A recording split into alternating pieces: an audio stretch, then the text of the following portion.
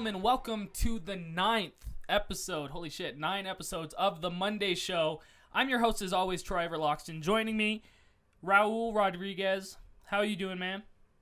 Very good. Like 9 episodes in, I think we yeah. can already offer to Disney to buy us. Yeah, no, we will. And Movie Pass, both of them. Oh, yeah. Both of them. 9 episodes. I'm actually really excited for today because we're going to be breaking down Justice League. And I know that's going to be controversial, so fuck everyone. We're just going to talk about it, and we're going to tell you how we felt. Raul, we have a guest. Oh, yes. It's one of my favorite people that I met from the Screen Junkies fan page. He has become one of my best friends since 2 years ago. Billy Pollihan, welcome. Woohoo!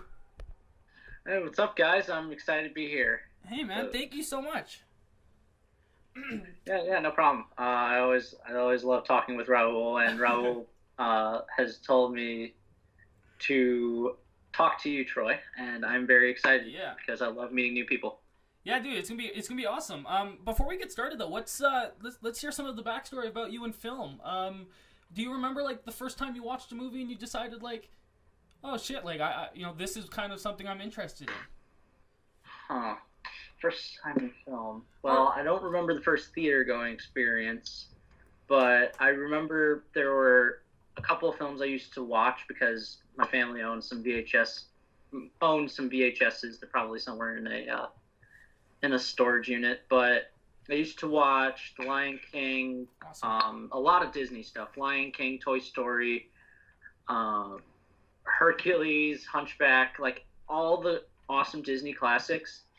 It's really Disney that got me into it. Awesome. But I also used to watch the Looney Tunes a lot and the Kids WB, all those cartoons.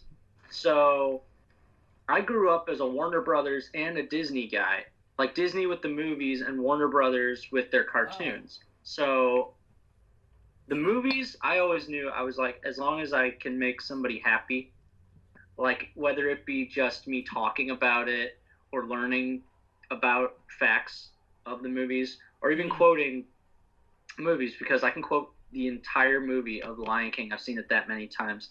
Wow, that's awesome. Wow, that's really cool. Yeah, I remember actually in talking about that. Raul, do you remember your first movie in the theaters? Did we ever talk about that? I think so. Like the first one that I remember was in Jurassic Park in 1993. Oh, sweet. Yeah, because I remember mine. Mine was X-Men, the first X-Men movie. Oh, wow. Yeah, so when I saw Jurassic Park, you were not even a seaman, right? Yet. Oh, no, I was building in my dad's balls. I was just forming. Oh, man. I think I figured out my first theater experience. It's a very, very vague memory of Harry Potter and the Chamber of Secrets. Oh. And then also... That's cool. Harry Potter and the Prisoner of Azkaban, of course, blew my mind away. Oh, yeah, that was insane. The best. So Billy, what's like some of your favorite movies off the top of your head? I know, like it's hard. It's hard to make a list, obviously, because like there's so many ones out there that we all love. But yeah, what are just some ones that you could say that you definitely could watch more than once, kind of thing? I mean, there's a lot of movies. It would take a while, but off the top of my head, Lion King is up there. Are you Superman the movie? Superman the movie, for sure. That changed my life. It's a very personal film Never seen it. to me. Butch Cassidy and the Sundance Kid is another one that I love. Breakfast Club. Oh, classic. Jurassic Park, obviously. Yes. Is there any recent movies in the last couple years that you've seen that kind of have had the same impact? Inside Out is definitely one that I hate to keep going on Disney. And, no, dude, Disney's amazing. Disney paycheck. Yes. But no, Inside Out, I cried in theaters. Oh, yeah. That is a very rare thing for me to do if I cry during a movie. Oh my God! I just cried seeing Wonder. I like to cry in movie theaters. Oh, I love it, and we'll get into your review of that later on. But yeah, that's awesome. Uh, Going up with just Billy said about Inside Out. Yeah. This is a very good question that I wanted to make. I'm gonna give my answer, but this is the question. What is a recent movie that when you saw a scene, a lot of people had different reactions than yours? Like for me, for example, Inside Out. Ooh. A lot of people said that when Big Bang died, they saw different meanings. And even I read an article about, I don't remember which school of psychology, I think it was Harvard, Hmm. that a lot of people react to those scenes, not only being about that scene, also when Riley escapes. And so everybody reacts in different ways. It brings different memories. And so for me, when I saw Bing Bong, I just remember because Nolan asked it on Twitter. Um, when Bing Bong died, I started crying since the first time he washed his hand because I started to remember when I was 10 years old and I noticed all of the lies around my family members. And that's when I noticed when my childhood died. And so for me, that's the thing that represented Wow. when I saw that scene. And also when Riley escapes, even though it's really different, but I remember the first time that I was thinking about killing myself when I was 13. And so it's so different, like it's the different meanings about it. Yeah, And man. so And like I think that's so incredible that you're able to connect mhm, to and see. I think that's something that is incredible about just Disney in general, and film. Like mhm. you could take these personal, these things that you've gone through and really use them in relation to seeing in movies like that. That's incredible, man. That's very touching. Yeah, like you, Troy, do you have like a movie from your childhood, like Oh a recent movie that it shit, reminds you of something,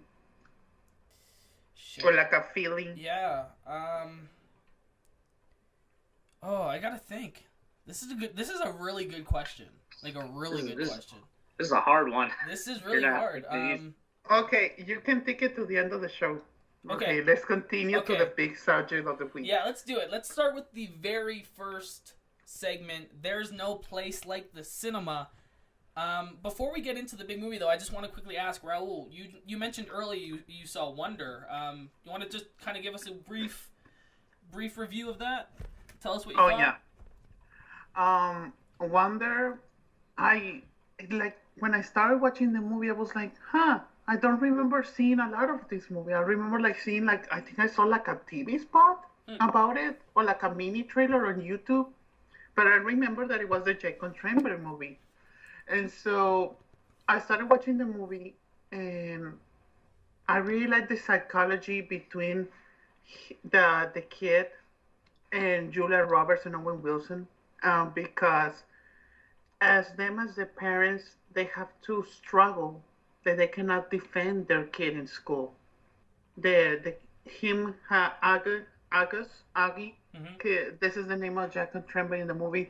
He has to overcome his fears and he has to manage Wow. life in middle school, but at the same time he has to react to the world and how the world's gonna receive him.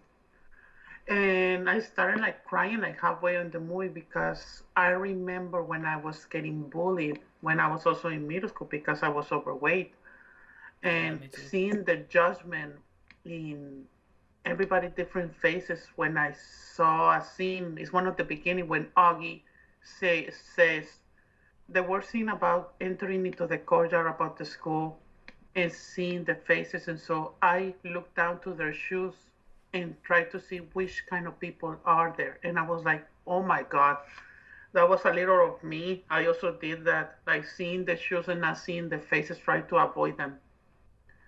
And seeing the mother struggling, like that she can try to see for him like a better future, not Wow. seeing the darkness, not trying to tell him it's going to get better because technically it's not, because he's always going to get judged. Wow. That's a And so it's a who else is it's in it? it's Julia Roberts, Owen Wilson as the dad, Wow. the girl, the sister. She looks like she's gonna be in some more movies. I don't know who she is. I think she's a new actress. Okay. Um, also the best friend of the sister, also the best friend of the kid. His character name was Jack Will, and the villain. Those two kids are gonna get more roles, especially the villain because he has a face that he could be a villain in a Gossip Girl reboot in 5 years. Oh, wow. Oh man. And so the movie made me cry. It made me cheer. It didn't. I wanted to go to I wanted to pee, and I was like, I can't. I need to see all the way through. Oh, wow. And I saw the whole thing, and I was like, who directed this movie? And then I saw directed by Steven Chbosky, the same director and writer from The Perks of Being a Wallflower. And I was like, oh, of course I cried. Didn't know that. I loved Perks of Being a Wallflower. That movie tore me apart. Mm-hmm. Actually, talking about... Okay, wait. What was your rating of Wonder then? Oh, 10. 10? Perfect. That's amazing. And watch this. Talking about... When I said 10, it's a movie that I'm going to buy. It's a movie that I'm going to rewatch. Awesome. I actually can't wait for this. I'm going to have... Billy, have you seen Wonder or going to go see it? Planning on it? Probably. I mean, I love Steven Chbosky, and you know what? I think I'm going to use Perks of Being a Wallflower as the scene. It's not technically a recent movie, but... Well, 2012. It wasn't too far. Yeah, it's been a couple of years, but... like 4 years, I think. It's so recent. Mm-hmm. Yeah. So, it's the scene where Charlie is breaking down to his sister, and he's just like, it's my fault, it's my fault, it's my fault. This came around a time when I want to get very personal for a second. This came out when I tried to commit suicide, and I also went through something very similar like that. I kept saying it's not my fault, it's not my fault.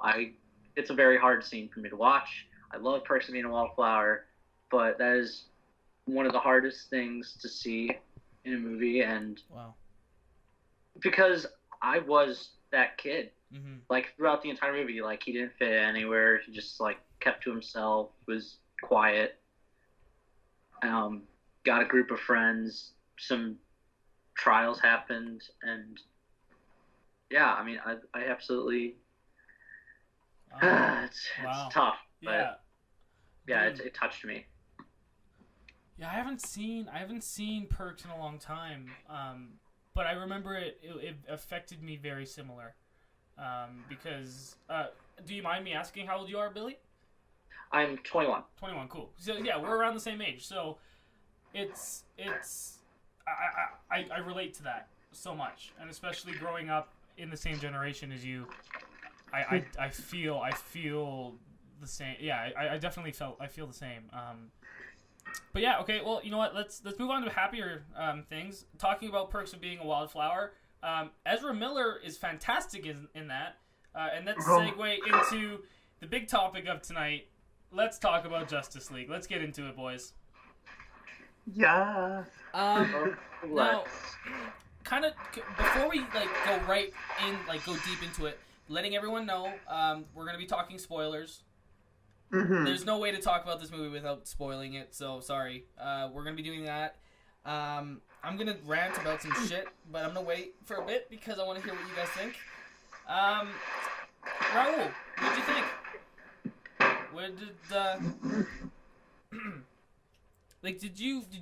What were your feelings on Batman vs Superman and Man of Steel quickly before you talk about Justice League? Oh boy, I gotta go through this shit again. Sorry, Billy. I'm going to go through it, but Man of Steel is something that I absolutely love. Yes. I mean, I'm a diehard Superman fan. I have a tattoo of the symbol of the Snyder Superman, and I know that usually gets me very polarized response, much like the film itself. It's either, oh, that's amazing, awesome, or you're a dickhead. And, yeah. So, I'm really hardcore Superman, so I hold these movies to the highest standard. Amazing. That's awesome. And I was waiting for a reinvention of the character. I wanted them to do something different. Even if it didn't work, I wanted them to try something. Yeah. And you know what? They tried. And a lot of it rewatching it. Dude, Man of Steel is a masterpiece. That movie's fucking incredible. Like, it's people the first... give shit for like specific scenes, like he destroys Metropolis and stuff. I'm like, it's no different from the event of destroying New York, and you'd see just as much damage in that. Except when I saw Man of Steel for the first time, I was blown away that it was the first superhero movie that actually fucking was real. Like, so Man of Steel is like, if Superman were to come down right now, that's exactly what would happen. And I was like, that was incredible. So I agree, man. Man of Steel is a masterpiece. Fuck the people that don't like that movie. Honestly, it's incredible. Yeah. One of the best superhero movies of all time. I agree. It's the only movie from the DC Cinematic Universe that I own because Man of Steel, I really like it also. I really loved it. Now, like, Man of Steel we all loved. Batman versus Superman.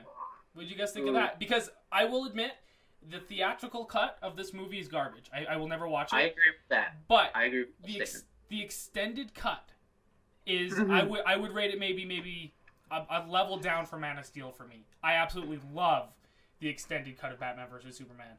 I think it's fucking one of the best superhero movies of all time as well. Like, it's incredible to me. So what did you guys think of Batman vs. Superman quickly? I'll let Raul go first. Billy already knows. I think that Troy doesn't know.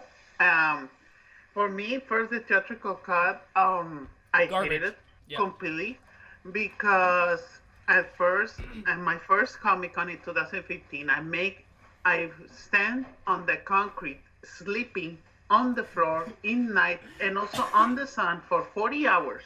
Yeah, welcome to Comic-Con. To see the Batman vs. Superman trailer. Wow. And then I saw the trailer and I cried. And then I got mad when Warner Brothers released it on Facebook like 20 minutes later. And I was like, you bitch. I said to Warner Brothers.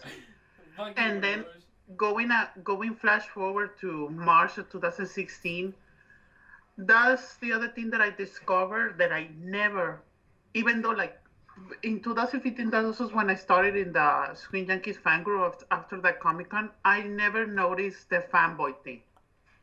And so like 3 days earlier from Batman vs. Superman is when I saw the Rotten Tomatoes story, and then the fanboys, and then the Zack Snyder thing.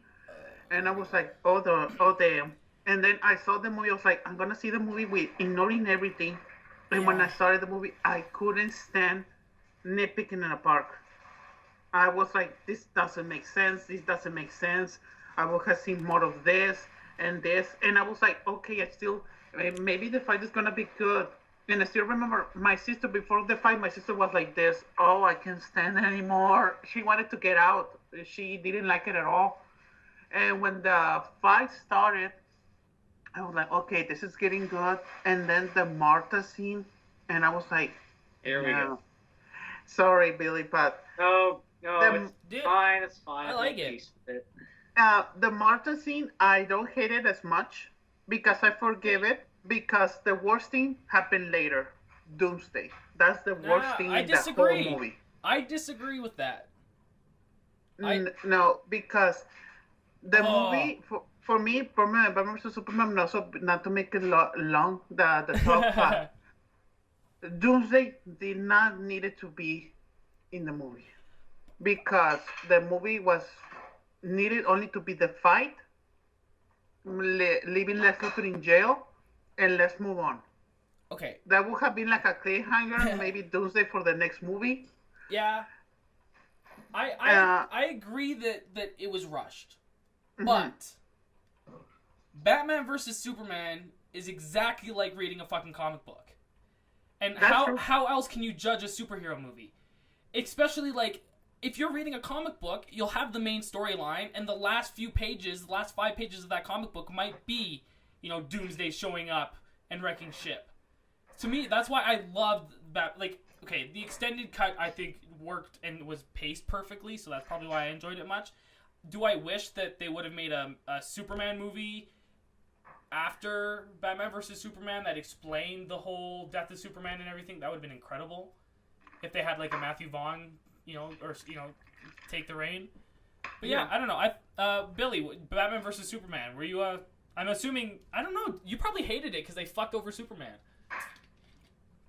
You would think that. Because it became very clear from the first Man of Steel that he was going to have an arc, and it would not be resolved quickly. It was going to be a slow burn, and that was intentional. I could tell that. I was not patient with that at the time. And then then I thought to myself, if Superman actually did exist, might actually do this. Because he's one of the hardest characters to adapt in general, because he is so powerful, and he's essentially a god. So Zack Snyder said something in an interview. He's like, how do you make that guy relatable? Like, how do you ground him as best you possibly can and make him more human? Because the thing about Superman is he's more human than most humans are. He's more compassionate than most humans. Yeah. And everyone's like, oh, he's just a mopey dick who just does everything. I'm like, oh, okay, I'll go back to Man of Steel. He saves multiple people. Yep. And you know what? Like when a guy get thrown from a helicopter, he grabs him and then he immediately asks, "Are you okay?" Yeah. That's me as Superman. Like, granted, he destroys a lot of it, but this is like year one for him. He's not gonna have it figured out. Exactly. He's not gonna be like, this is a part of me. And then by the end of the movie, when he's like, "You are my world" to Lois, which that has more meaning because of when Martha Kent was talking to him when he was a kid, he's like, "Picture an island, listen to my voice, make the world smaller," and because his mother was his world, his parents were his world, really, and now he has found love. They even say it in Justice League. He's like, Ben Affleck's like, look, he got a job, he fell in love, you're like, a bathtub with his jeans on. The weight of the world is on his shoulders, and Batman vs Superman, there's a lot of stuff I don't like. Yeah. Absolutely hate that they killed him. Mm-hmm.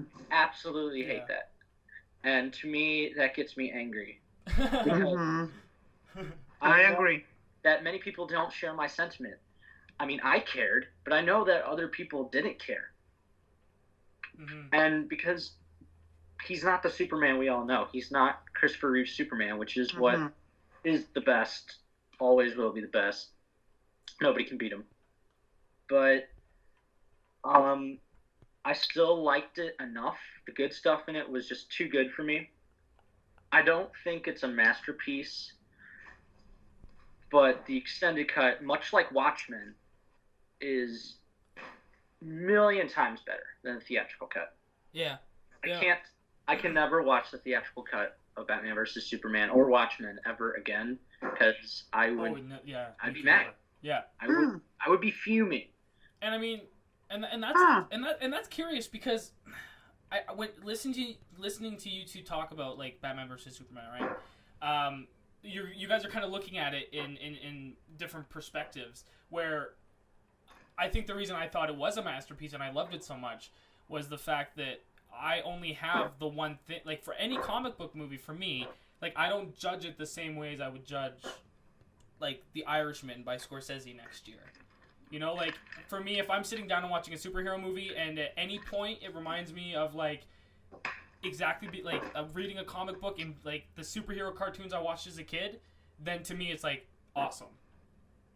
So I think that's why I love Batman vs Superman, because there was a lot in there. Yeah, it was rushed. There was us three could probably make a better Batman vs Superman movie. Right? Yeah, and also I forgot the other thing that I hated.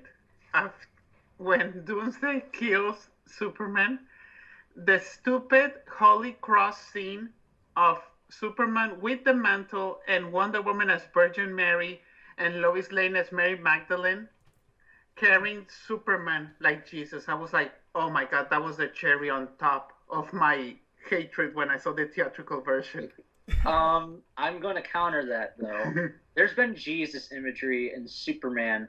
I know. It's essentially Jesus. In Godspell, who Jesus always wears, usually they wear like superhero T-shirts, and Jesus always wears a Superman shirt. I mean, hell, he's basically Moses with aliens. When you really get down to his origin story, he's Moses with aliens. So there's a lot of religious symbolism in it. Like in I hate to go back to Man of Steel again, when he's flying out, and I'm like, obvious Jesus symbolism. Yeah, but it didn't bother me. The Jesus symbolism in Man of Steel didn't bother me at all. Yeah, he goes with it. But for me in the theatrical, when I was seeing in the theater, I was already so pissed. When I saw that, I was like, okay, this is the nail on the coffin for me. Because I still wanted to give a chance to the movie. When that scene happened, I was like, okay, this is a nail. I was like, you passed from a 6 to a 5.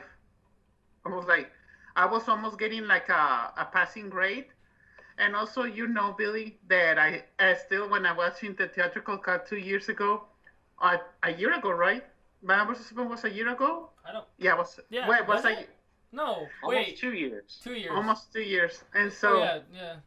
Shit. And also, because I hate Gal Gadot, not right now, I like her, but I don't love her yet. Oh, I'd marry her. 2 years ago, and I was like, I still remember everybody in the theater cheer, and me and my sister were dead silent. Hey, you know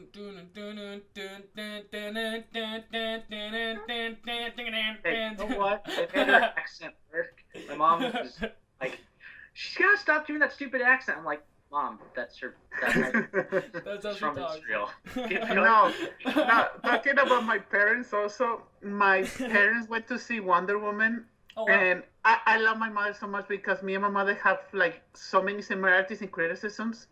She said when she got out, I was like, I don't know why many people see her as Wonder Woman. She's not Wonder Woman. And I was like, oh, Mom, I love you. But she loved the movie, but she doesn't see her as Wonder Woman. But also, I will not forget my father. My mother said that they were watching the movie, and but the scene when Wonder Woman faces the no man's land, my father said, when is Stan Lee gonna show up? And I was like, oh my God, that's so my dad. Oh, that's amazing. Could you imagine Stan Lee shows up and he's like a war veteran in the field as Wonder Woman's running across? Well, talking about Wonder Woman, so yeah, I think we'll segue that into, like, what did you guys think about Wonder Woman quick? We're not going to talk about Suicide Squad because I don't want to talk about it. I fucking hate it. Okay, let me just go over Suicide Squad really Do you like it? It's a terrible movie. Okay. We can all agree on that. Yeah. But it's a terrible fun movie. No, I enjoy how bad it is. Yes. Like, I can laugh at Jared Leto's absurd choices. It is the weirdest choices I've ever seen in theater, and I can laugh at that. Because do the laugh. You know what? It doesn't.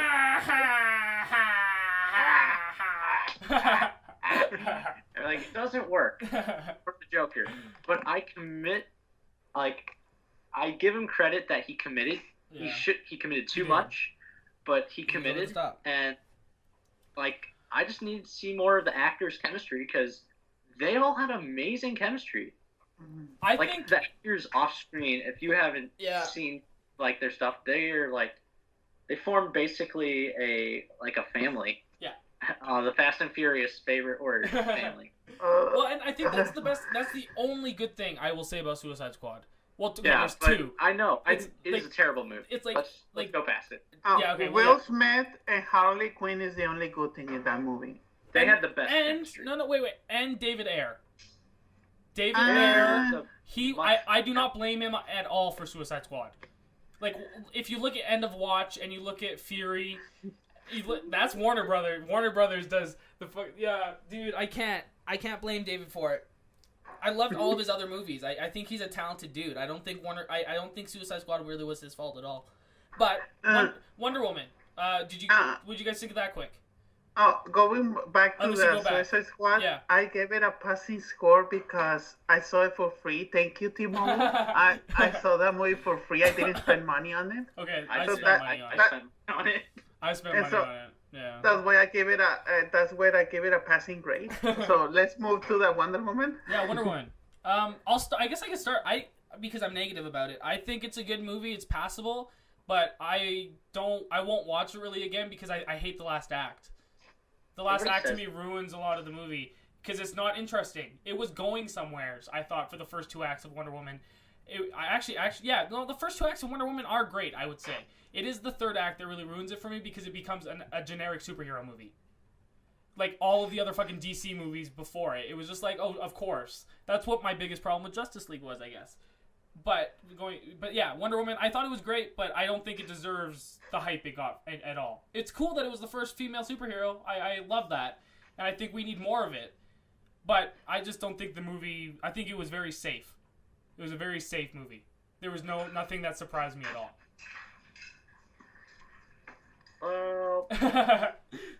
But yeah, I don't know. Put this. But also, I don't think I'm the. I respect that, but I will respectfully disagree with you, and I will say, you got to look at the history of female-led superhero films. Okay, none of them are good. Like, look at Supergirl. They're all shit. All of them are bad. Catwoman. It could be worse. Elektra. But that's the thing. And why strive just to be okay when they could strive to be like incredible? And I don't think they strive to be incredible. They strive to be. They did. I disagree. Because this is fun. There are 3 H's that DC now goes by, and that is heart, humor, and hope. I thought Batman vs Superman did not have 2 of those things, and that is. That's a good point. Well, they had mostly heart. Their heart was in the right place. Yeah. It did not have much humor. And a lot of people thought, and in that movie, it didn't really have hope. Until, like, the very end for me. Because it's like, okay, well, he sacrificed his life for humanity. He really did care about us, you know? Yeah. He's not, like, some alien piece of shit that would try to kill us. Mm-hmm. You know, and the Zod's neck snapping thing. I hated that first time I saw it. I was mad. But the more I thought about it, the more I actually appreciated that they went that way. Because that's a ballsy move to do. I mean, the neck thing never bothered me at all. No, I accepted it in the first time. I was like, he needed to kill him. Well, it's like, it's either you kill the civilians, or you kill him. He's going to kill the world. I'm like, he's not going to stop. There's no prison But yeah. that killed him. Everyone's like, oh, why didn't he, like, gouge his eyes out or something? Okay, that's worse. Are you kidding me? I don't want to see Superman gouge somebody's eyes out, and you're just confirming your stupid thing that Superman is like this cold-blooded monster. I don't know. That scene to me just came down to he did what he had to do to save those people. But I thought Wonder Woman and that's like the biggest Superman movie. And a lot of hope. I thought, like, there were little girls in Wonder Woman. Yes. Like, doing the moves and everything. I thought, I'm not debating that. It's the third act. I will agree with you. Is not the best. I'm not. Yeah. Another generic superhero movie ending, as are pretty much the majority of them this year. All of them have been. Logan was the only one that was incredible. Like that. Logan's probably the exception. Yes. Aside from that, everybody else. Like, they're fun movies. Like, they're good movies to watch in the theaters, but they're not inventive. Like, that's why I'm excited for New Mutants next year, because it looks like they're actually going for something. That's what I want to see. I agree. And that's why, and actually, and that's, okay, segueing into Justice League, that's why I didn't say about Wonder Woman. Oh, okay, well, okay, fine. Go ahead. But the point I wanted to make quick was I'm excited for what DC's about to do, because I think that's the direction they're going to go, in letting their directors just go off and make their own movies. But yeah, what did you think of Wonder Woman? For me, when I saw Wonder vs Superman, Gal Gadot was in a 0 for me as Wonder Woman, and when I saw Wonder Woman, it slided to a 5. I was like, okay, I'm very on the middle with you. Still, for me, the most interesting character for me in Wonder Woman, and yeah, DC fanboys hate me at all, for me was Chris Pine. Chris Pine and Robin Wright, for me, were the most interesting characters. I liked Themyscira. I was waiting for Lucy Lawless to make a cameo, and she never did. I was waiting for Sheena to scream and then to fight Robin Wright in a flashback. That would have been awesome. Um, for me, even though I love the no man's land scene, I love the scene when she defends the town. Yeah, that was awesome. But yeah, that that that third act, I don't hate it as many people do, but the way that they focus of, oh my god, Lupin was the bad guy. Like Oh yeah, it really needed Robot Chicken, and Night Shyamalan said, "What a twist!" I was like, oh my god, it was so obvious. I was like, damn it. No, I actually, would have, for me, it would have been better like a twist. Yeah. If I was writing it, I would have made that Chris Pine was the bad guy. Oh no! That would have been no. That's terrible. No. Yes. I don't know. That would. No, like he had been working for him, and then like he didn't know he was the bad guy. He's like, oh shit, like oh shit, I have been unintentionally working for the bad guy this entire time. No. Got it. That's all. The twist should have been like that. What if the main? What if Ares had killed her mom and was impersonating her mom, and the mom was the one that would have been basically cool. pulling a Loki. I like it. Yeah, but like okay, Loki anyway, could do something like that. So yeah, do you guys want to get into it now? Are we ready? Yes. All right. Let's do this. Oh God. Okay. Where do you guys want to start? There's so much we can. Let's. Okay. Where do you start? Is the better question. Oh shit. Okay. We can start in like the beginning. Yeah, how what? they got together. Okay. Let's talk about the first 5 minutes of this movie first. Or like the opening sequence with the cell phone. Oh my god, Yeah. the cell phone. I think we should just, let's just get out of the way. The worst part about this movie, and I might go on a rant here for a second. Warner Brothers should feel embarrassed by Justice League. This movie is one of the worst looking visual effects movies I've seen in my entire life. The person that sat in the office that said, yeah, let's submit this copy to theaters. That person needs to be like fired and tortured, and like I don't understand, like it makes no sense to me how they didn't have the money to make A, the fucking mustache look good, B, Cyborg even didn't look that great to me. The Steppenwolf looked like he came from the very first Jumanji movie. To me, this movie just looks so...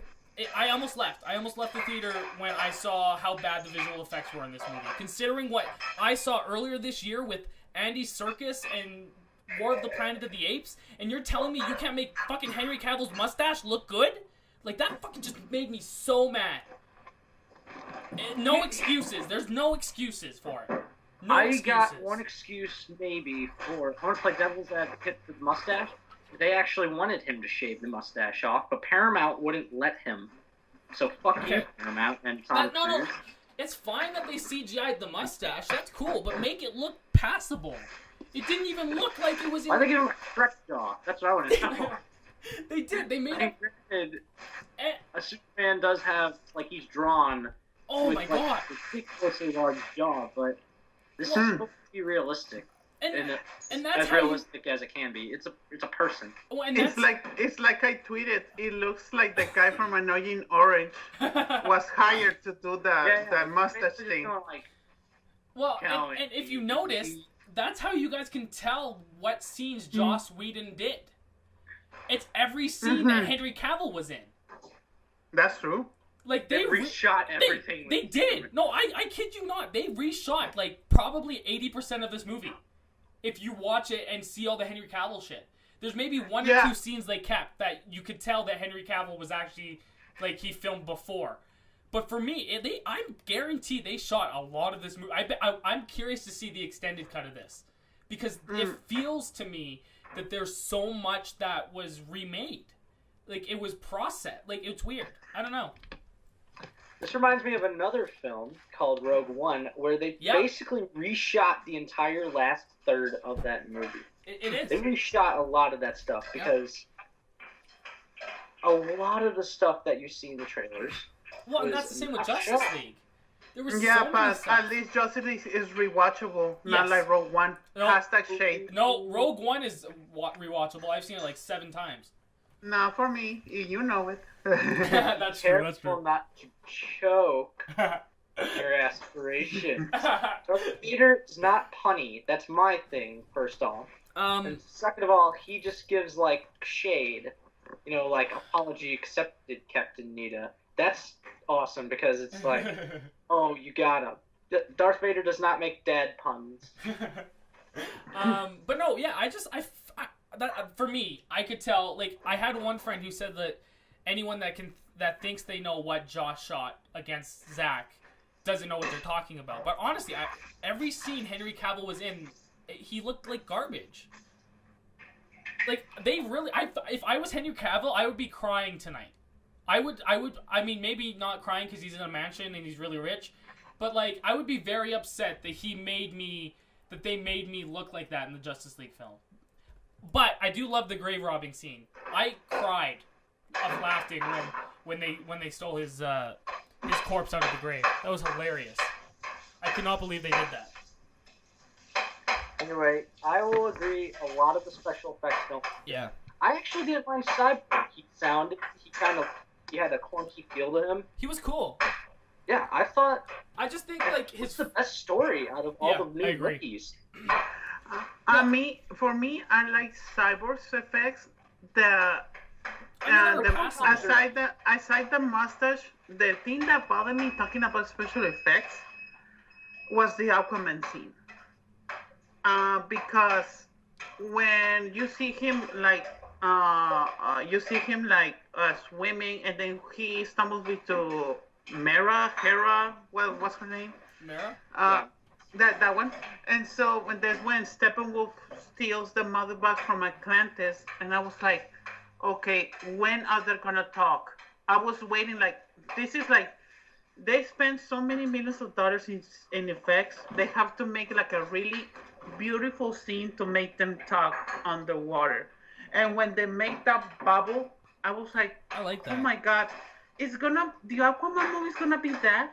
When they're gonna talk, they're gonna make a bubble to talk and not seeing the around. For me, the Aquaman movie is going to be. Exactly. I know, yeah, we don't know. But that's the thing that bothered me. Okay. Yeah. And also, it bothered me to see a CGI Henry Cavill. Hated it. Abs. His CGI abs. They CGI'd his abs regular too? abs. I don't think those abs were CG. No, wait. When you see him from afar, when they're seeing the Justice League getting to him, and he's flying, that's a CGI Henry Cavill. Oh yeah, he's flying. And I was like, I'm sure that his abs were touching that scene, because that's the thing, I saw it in IMAX and I can notice more stuff. Yeah. And I was like, and also, but that Aquaman scene, I was like, please do put on a shirt. I was already jealous, but it was a good scene. I was Jason like, okay. Momoa, he should not exist. That man is too beautiful. That man is too beautiful. Same with all of them, actually. Ben is kind of rough, but all of them are pretty cute. Ben Affleck's got a sad face. He just looks like he's always sad. Talking about that thing that bothered me. Yeah. You can notice between the dialogues of Batman, you can notice Ben Affleck like, when I'm gonna get out of here. There was a lot of things along the lines that you can notice that was like, he was like this. I want to get out. I want to get out now. I thought he actually was like, for me, throughout most of his scenes, he actually surprised me because he was smiling and he was enjoying himself. Mm-hmm. That's what I thought, at least. I never noticed him like wanting, like, seeing him struggling kind of in that sense. No, he acted well, but there were some lines that you can notice it. Yeah, I never Some of the lines are very hammy and very exposition-like.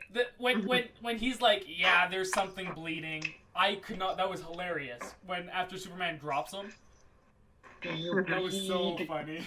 I didn't like that. I'm just like. But okay, so wait. We've talking about another joke of fake mouths. those Conan sketches where Arnold Schwarzenegger talking. They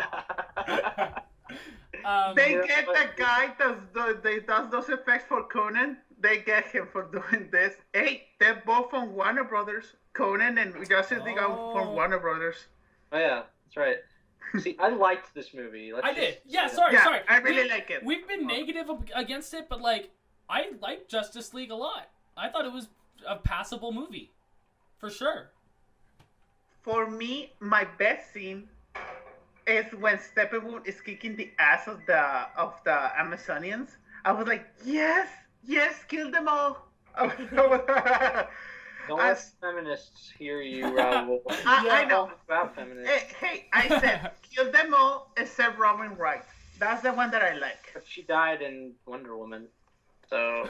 So who was the what? Wait. So who was that older woman that she escaped from the temple? That's Wonder Woman's mother. That's Oh yeah, Robin. Theater. Okay, I like her also. I don't forget the name of that actress. Yeah, Connie Nielsen. Yeah. Okay. It was supposed to be Nicole Kidman, but she had to film Little Big Lies, and the scheduling didn't work out. But now she's playing Aquaman's mother, so she gets to work in a DC film. I didn't know that. That's cool. Yeah, she wanted. I just imagine Nicole Kidman in that outfit. That would have been hot. I would have made Wonder Woman more possible. That would have happened. Now she's gonna be a mermaid, sort of. Oh, even better. Yeah, she was hot.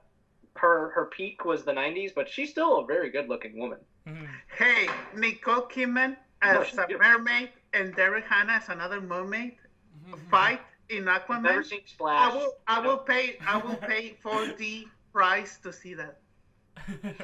Yeah. Also, yeah. Aquaman's gonna be dope, dude. Oh, I cannot wait for Aquaman. I'm so excited. Like James Wan, this favorite. guy knows what he's doing. Atlantis is probably gonna be much cooler because here we only see the only part of Atlantis we see is just where they're keeping the mother box. Yeah. And it looks like a murky fish tank. And I'm like, if this is all Atlantis is, then it's not gonna be fun. But I know there's a huge world.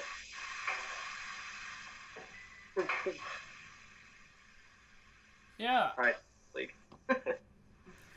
Yeah, for me, I really like also because I was very hesitant of Ezra Miller as the Flash. He was my favorite part. Him By was far. great. I cannot wait for the Flash movie. Oh my god. Seeing If it happens, because it's still not confirmed. I suppose. I was reading a lot of people that said they should restart the DC universe still after this. If they do that, I'm gonna not ever watch a DC movie again. I'm not gonna watch it. Oh, shit! If they reset it now, I'm gonna be so mad. I'm invested already. Movie. But here's the thing. I'm gonna bring up this point. Did Captain America: Civil War follow the comic book? No. Really? No. It No, didn't not really at all. follow the comic book whatsoever. No, so it we didn't. might get a completely different film. That's a good point. I mean, there's still That's probably smart. going to be some things like, Thomas Wayne's Batman Yeah. and the war between Aquaman and Wonder Woman and everything. And Barry's probably going to go back in time and change some things, but they don't have to change. They don't have to drastically change everything.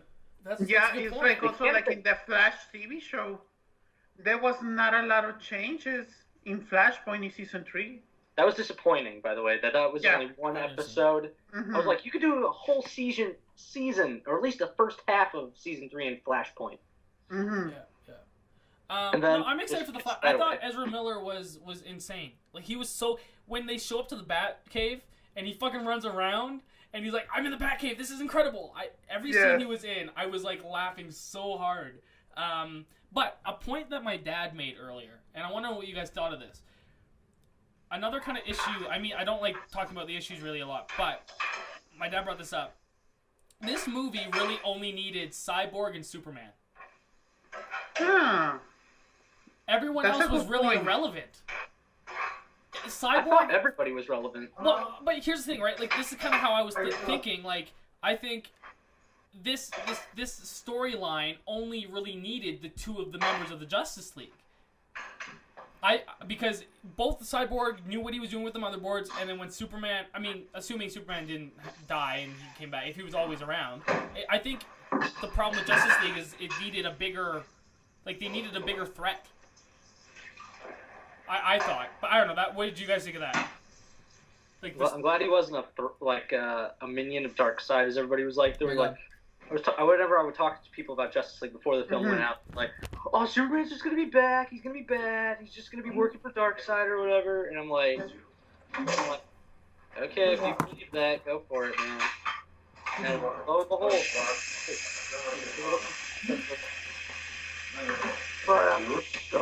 hey Raul, what are you guys making? What? What are you guys making? I'm not making anything. Yeah, but you guys are making food or something, right? I hear like. Yeah. What are they they're making? Cooking on the back, but I'm not cooking anything. No, I know. What are they cooking? I don't know. I think it's like a pasta, I think. Oh, yeah. Alright, I was just wondering. What did you guys think? I actually liked all the new additions, surprisingly. Yeah. I want to know more about Aquaman. And I'm excited for... Ezra Miller, he surprised me. Yeah. And he's the character I related to most because, you know, he's a dorky college kid that's just trying to fit in, trying to make his way in the world. He's got the same sort of sense of humor that I do. I feel like I all those guys. Also for me, talking another positive, J.K. Simmons as Commissioner Gordon. That was I want to see more of him in the Batman, too. I wanted to see more of him, and I wanted to see if he had a twin brother that his name is J. Jonah Jameson. Also, he is in Gravity Falls. I don't know if Troy is in, but I'm just going to say, J.K. Simmons is in Gravity Falls. Oh my god. Oh my god. Oh my god. Oh my god. I was Billy, don't say anything. But yeah, J.K. Simmons is in Gravity Falls.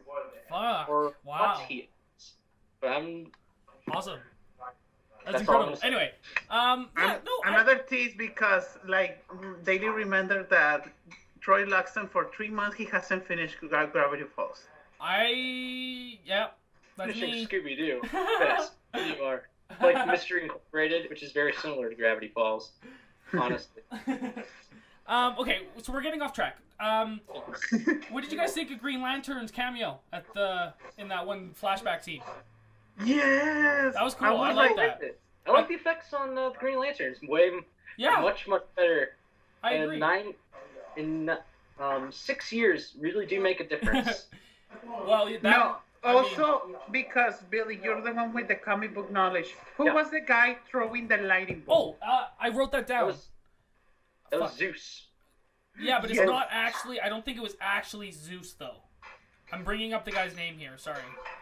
No, I know that was actually they confirmed. They were like, those are the gods. They had Ares in the deleted scene apparently. Apparently, David Thewlis did reprise the role. Same thing with for like flashback scene. Same thing with Robin Wright. Apparently, she was cut.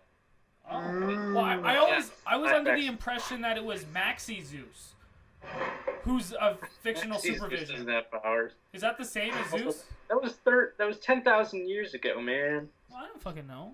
In that film's continuity, 10,000 years ago, it was. I don't know anything about DC. Atlanteans, some Green Lanterns. Yeah, okay, you're right. Basically, all the good guys teamed up. Yeah, you're right. You're right. It was wrong. The other thing that you can notice, because talking about, I just said it like a few minutes ago, like when I started with the Screen Junkies thing and also seeing Collider, I remember all the things that we knew about Justice League in the making. And I remember when that scene happened in the movie, I think that Jon Snev said it like 2 years ago, that the first scene of Justice was going to be the Mother Box's exposition scene and type of like Lord of the Rings battle scene. That little minute that we saw, that was the only thing that we saw. And I thought I thought when I was seeing the movie, I was like, I would have liked to see that 10-15 minute scene that Jon Snev said 2 years ago. That would have been cool. Yeah, and it was that and the rooftop scene that they were shown. Yes. Yeah. Also, that rooftop scene, great. Oh, at the beginning, I loved it. That was incredible. That was like some of the coolest Oh, and that's another thing. When the Danny Elfman Batman score peeks in of those scenes, oh my god, those are some of the coolest moments in the movie for sure. That was so cool. What did you guys think of the after credit scenes? I mean, we haven't really gone into a lot of the plot, but I thought the running one was cool. I didn't really like the second one. I don't care. First one was definitely Joss Whedon. Yeah. Definitely Joss Whedon. That was awesome. Because he wouldn't do something like that. That was so Supergirl. Second one, Zack Snyder actually ruined it before because he did like some behind the scenes stuff and he had like a back gauntlet on and he was like drawing something. Somebody flipped it over and it was Lex and Deathstroke. And I actually like that because Lex Luthor actually looks like Lex Luthor and he's actually more reserved and I'm like, okay. That suit, that was the Gene Hackman suit. Yeah, like if I see Jesse Eisenberg act like that in that post-credit scene as Lex Luthor, you know, cold, calculating, and like totally like in control, he's basically like, "Yeah, I'm the man. What are you gonna do about it?" Wow. Like if I can see a whole movie of that, that could be awesome. Yeah, I agree. Joe Manganiello looks just like Deathstroke. Yeah, I agree. I can do it. Do you guys really want movie that they're making? When I saw Deathstroke walking. And then when he started to talk with Lex Luthor, I was like, oh my God, this is so cool. And also, I didn't hate J.C. Eisenberg as much as Lex Luthor in BBS. And so when I saw him finally in that, so I was like, okay, I'm excited. And I thought that the scene was going to cut. I thought they were going to give us like another review. I thought we were going to see the Green Arrow, like spying on Deathstroke. Oh, that would have been cool. I thought we were going to get like a Green Lantern or Aquaman tease. Well, Aquaman's the next one. And Green Lantern, they can establish. I mean, they kind of mentioned them and all that stuff now, so that's a good little seed. And but like, are you guys really excited to see like the Justice League versus like the bad Justice League? Like, doesn't that seem like it's a little too obvious to do? The Legion of Doom. Yes, the Legion of Doom. But like, I think that was the only thing I was kind of frustrated that that's what they're gonna do. It's gonna be cool to watch for sure. It's like, of course that's what they're doing. It's like it's the Legion of Doom. Is it? Yeah, and I don't know. And I noticed that's why they made that decision to show us that instead of Darkseid, because they don't know still like what's the future for the DC movies. So that's why they showed that scene instead of showing Darkseid. That's my theory. But now I'm just going to counter myself. I do think it's awesome that they're doing that because it is separating them from Marvel, where they are that big ominous figure that's controlling everyone. Okay, I disagree. I think that is kind of cool now. That makes more sense. I like that they're kind of doing it differently then. All right, I've turned around. Yeah, they're saving Darkseid, and they're going to save him. Yeah. Because once Infinity War is done, and they're going to probably wait like a year or something, or however long, because a lot of the movies that they've announced are in various stages of development, and they don't have release dates, which I love that. They can take their time as much time as they want. And I love the direction going forward. They're mostly just going to be standalone. Oh, well, that's kind of what I was saying. Much like Wonder Woman. Well, and that's what I was kind of mentioning earlier when I think that's what DC's going to do, and that's why I'm excited. I'm really excited for DC movies coming forward because I think they're just giving saying, okay, here you go, Joss Whedon, go make a Batgirl film. Right? Here you go, Matt Reeves, go make Batman. Go make your Batman. I think that DC's going to let the directors take charge, so that's why I'm excited. I think all these movies are going to feel different, and they're going to be more kind of like what Marvel's trying to do with the different directors, right? The thing with Marvel is they still gotta meet certain rules. That's the problem, yeah. And that's what I loved about Justice League. That's another thing I'm just remembering. I loved how it was kind of bouncing the R-ratedness. Because there was a couple times where I think there was a couple swears in Justice League, no? Mm-hmm. Yeah. And I was surprised. I'm like, we would never have seen that in like just how it felt in like a Marvel movie. That's why I also liked about Justice League. It did feel more mature. Built up. Don't you know they gotta have like 6 films to build up to it, right? Yeah, right. I mean, granted, that's a good approach, but I like this approach of okay, we're just getting it all out of the way with Justice League, but now we're just gonna do standalone stories that have potential for sequel. It's different enough. It is for Marvel while still getting you excited because they can do post-credit scenes or mid-credit scenes if they want. They're not required to do that. Mm-hmm. Marvel, there's always a tag and there's always a funny scene. And what Justice League did was opposite. the fun Oh, yeah. little tease that would usually be at the end of a Marvel movie was actually the mid-credits scene. Yeah. As then the actual tease to set up something is at the end, which is how it should be. Wow, that's a good point. You're right. I didn't think of that, and then I'm just like, wow. Huh. You know what? I'm okay with this. I'm okay. Talking about another favorite scene that I really like when Aquaman's saying that he's afraid, and then they reveal that he was seated on the lasso of truth. That was so cool. But they showed gratuitous shots of Wonder Woman's butt. I noticed that too. They did, and I was like, it's just for like a couple seconds. It is. And there was that controversy with the Raul, you see like when they show her butt. Okay, so when Cyborg is walking, the camera was like by her leg and stuff. You see part of her butt cheek. You do. I saw it. I remember you do see a part of her butt cheek in the one scene. I was like, awesome, but like also why? That's a weird decision. DC fanboys, but Gal Gadot doesn't have an ass. She's so plain for me. You say that. She's got a beautiful face, bro. She's got that perfect round face. Her face is beautiful. Beautiful jet black hair. I'm sorry if Gal Gadot ever sees this, which let's be honest. No, wait. We just have to counter it. Also, Henry Cavill is so beautiful. His abs. I have a crush on him. Raul I do. knows this, the scene when he gets in the bathtub in Batman vs Superman, I wanted to jump in the bathtub with him.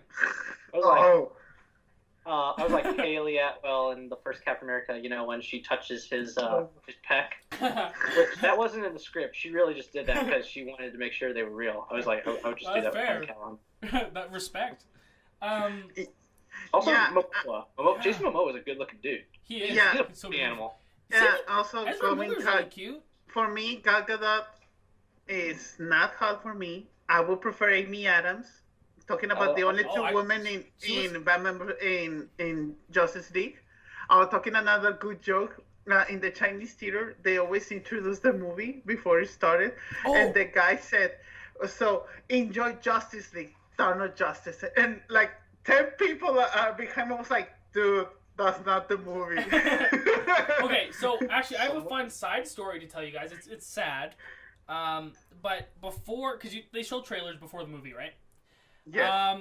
There was a couple trailers that played, and I'm going to tell you the reactions because I thought they were fascinating. The first movie, I almost jumped up. They played the Disaster Artist trailer. Oh, I didn't get that trailer. I kid you not. The theater was absolutely silent, and they all were so awkward. They had no idea what they were watching. It was and it's funny because right after they played the Deadpool trailer. And the entire theater was on their feet.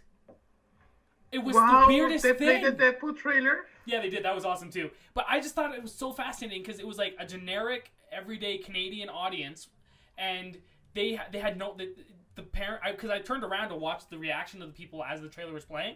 Everyone just looked so confused. And they're like, what the fuck is it? Like, they were like...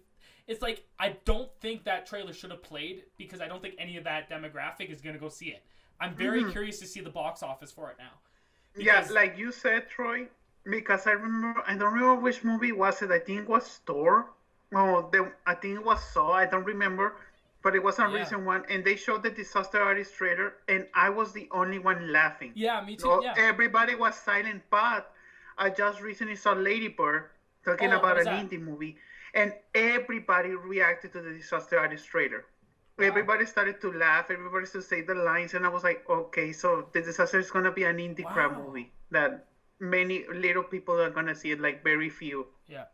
It's going to be it's going to be a master. I think it's going to be its own little masterpiece of like the people that know the room and love the room will think it's incredible. But yeah, I'm curious to see what the box office is going to be for it. Yeah, I'm going to see it in 11 days. I'm going to go see it and... What did you just say? You're seeing it when? On the 30th. I'm going to see it in 11 days. Fuck you! I'm so jealous! That's not fair. You and your LA living. Yes! Yeah. Damn you. Yeah, I would be your roommate if I could, but I can't. But still. We need to talk about going with Justice League. What do you think, Billy, talking about comics? when they revived Superman in the mother box in the liquid, the same as Batman versus Superman. That was they should have done something else. They should have been inventive and done something else. But I don't hate it. Here, Billy, I actually gotta disagree with you because I am looking at the Return of Superman, and the way he comes back is actually really weird. Is it? I'm not familiar with it. Okay, so in the comic books, Superman, he dies. And then it's Eradicator. He wants to bring him back. I forget the reason why. It's been a while since I read it. Yeah. But, there's a little bit of him that's still alive. And so he gets him into, the black suit and this regeneration matrix in a Kryptonian ship. That's where, his hair grows and he gets the mullet and everything. And basically he's been revived by aliens just because fuck it. Huh. And there was just a little piece of him that was still alive. Mm-hmm. He if I had just been there for another week or something, I would have been permanently gone. And then, he has the black suit and mullet. There's really no way you could do that in that movie. And I actually liked the inventiveness that, Cyborg, he could create the Kryptonian key because he's like. Oh, I like that. Yeah.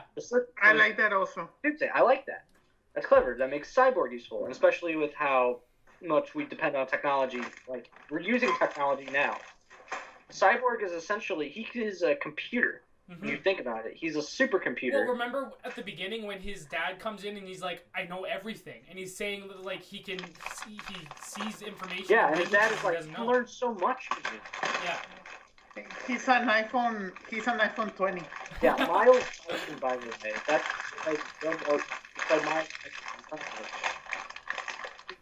the guy who created Terminator 2. It's Cyborg's dad, which I thought was fun. Yeah, Terminator 2's dad. That was awesome. Yeah. Well, Warner Brothers had the rights for Terminator when they made Terminator Salvation. Shared universe. And then Paramount bought it for $1. Literally $1. Actually? I didn't know that either. Is that real? Oh, yeah. They bought it off Jim Cameron for $1, and now it's going to revert back to him in about 2 years. Wow, I would have paid $5 and I would have made a better movie than Terminator Genisys. Yep, agreed. I could have done it, but let's not get sidetracked. I liked how Aquaman was the one that brought him into the water, and he probably that was cool. He probably would do that. I like how the Flash. We can't charge this up. Flash is like, okay, I can generate electricity for the water, but I liked how smart Cyborg was. Well, also, he's like, you got to do it at this second. The second it hits the water. And then you see all this electricity build up. That was cool. And that's another thing I liked about the Flash, that he generated electricity because he would do that. Mm-hmm. And I like the suit because it's all built for speed. Like when you first meet the Flash, he says it's like quartz, whatever. It's the stuff that the astronauts burn up when they get back to Earth. I have a question though. He says in the one scene that he's not an experienced fighter. He's only really pushed people around. Then why does he have that suit? I guess that's a good question. Probably just to so his clothes don't burn. Let's be honest. That's fair. That's fair. He's he's a rookie. He's a hero, and he's probably just made it because I don't know. But then I love how Batman's just save one. And we know he's an experienced Batman, so he's a very seasoned guy. He knows what to do. He's like, this is his first outing, essentially. He's like, just save one. And then he's like, okay, then what do I do after that? He's like, you'll know what to do. So when he realizes, oh shit, I gotta save more people. And so he does that. Yeah. And I love that. Well, and I also like how you were mentioning how all of them were kind of being used. And also with Batman doing his detective work thinking, no, let's use this mother box to bring Superman back to life. They all were very integral in that moment, and I love that.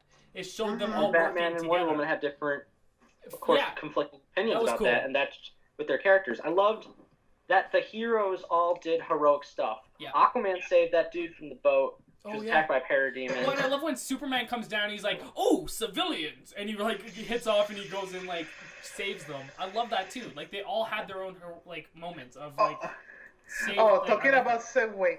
When Superman shows up in that suit I flipped. I was so happy. This is a Superman that I wanted to see. This is the Superman that I was like, okay, you know what? He's earned it. He's earned it. This is come full circle. It's a beautiful arc. Now, it is a beautiful arc, and that is the Superman that that we needed faster, granted, but we still got. The suit was also surprisingly bright. It like, was. Yeah. Like, I know they brightened it up in Batman vs Superman, but there was a filter on it, and then they just got rid of it, and yeah. I still think his cape is way too long. I think he would trip over that. Talking about other great scene that I really like, Superman fighting everyone, and then when the Flash is running and Superman says, "Hey, bitch, I can see you." I like that scene. Yeah, that was cool. That would be me too, because I'd be like, oh yeah, he's just gonna go back behind him. And also, Flash has never had anybody with notice it before, speed, so we know Reverse Flash doesn't exist yet, or if he does, we haven't explored that. That's a very good point. That's really smart. That's really cool. Oh, Billy, that's the other thing. A little thing didn't bother me as much, but you just said about the Flash. Yeah. So, if the Flash was struck by lightning, and he just started to work for the Central Police to be in a forensic agent, what is the age of Barry Allen in this universe? I thought they were gonna say he was like 18, and so maybe he was almost getting into college first. No. They made it clear. They're just like when he visits his dad, Henry. It's Billy Crudup, by the way. Great that more of the Watchmen cast. I want all the Watchmen people. Me too. That was awesome. Movies or have a role because we already got a couple. Ezra Miller is 25. So that, so he's probably around that age in the movie. Yeah, he's just a kid that's probably just got out of college. Yeah. And he's just looking for a job. And he goes to his dad. And he's like, "Look, Dad, I'm going to do this." He's like, his dad's like, "Barry, don't go into this. I'm in this jail, and you can do whatever you want. You're a smart kid." That was cool. But Barry's dead set on forensics because he's obsessed with getting his dad out of jail and all that. Yeah, that is awesome. No, at the end of the film, he gets accepted into, Well, I think Bruce Wayne hooks it up, right? Special ed. Yeah, he gets recommended. He gets a good letter of recommendation from Bruce Wayne. And I loved how Bruce Wayne buys the home for Martha. Yeah, he bought the bank. Oh yeah, he bought the bank. Sorry. Batman would totally do that. Batman Superman dialogues. Well, that was another thing. You bought the whole bank? Yeah. Well, the scene when also earlier on when they ask, when Ezra Miller, the Flash asks Batman what his superpower is, and he's like, "I'm rich." I saw that in the trailer, right? My theater, when I watched it, every single person laughed. I was like, did anyone see the trailer? I think that was, I didn't think that was funny. But I think they all just laughed also because they know it's true. That's true, yeah. I mean, that's true. Batman's rich. Good point. Sorry, that's the best superpower. I would wish to have that superpower to be rich. Okay, wait a minute. You're telling me right now that you don't think Elon Musk has he's a superpower human person? I'm telling you right now, that motherfucker probably has a suit and he goes around fighting crime and he just doesn't tell anyone. All billionaires probably do. I would. I think they all do. Well, Oprah has a superpower. Yeah, she can give cards to anyone. Yeah, you get one. She's genuinely kind. That's a good superpower. And she has a wrinkle in time. Ooh, and you just rhymed? That was good. Okay, no, I don't know. What else? Is there any last minute thoughts? What did you guys... here's a good one. I mean, I could talk about this movie for another hour. Yeah, but me too. No, I did. As a film, the ones that tells a cohesive plot from beginning to end, and you see point A to B to C, it's a mess. Let's be honest. The story is a bit of a mess. Yeah.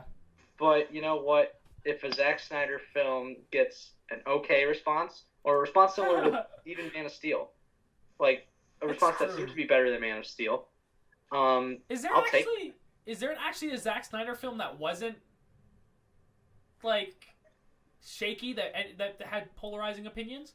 or his 300. whole career. Oh no, but 300. Oh yeah, I guess 300. That's a good point. 300 was just because that movie worked better because that was basically just a guy trying to pump up like his fellow soldiers, and he's like, I'm gonna tell you all this, and it's exaggerated. Mm-hmm. And actually, his Dawn of the Dead remake is that was awesome. That was cool. Talking about Zack Snyder, that's a good point. When you said, Billy, about Watchmen, because I'm not a comic book fan, but when I saw Watchmen in the movie theater, I loved it, and I just recently see the extended cut. I love both cuts of the movie. I like the extended cut better. Way more. The director's cut. The ultimate cut has like some cartoon stuff in it that just doesn't work for me. I agree.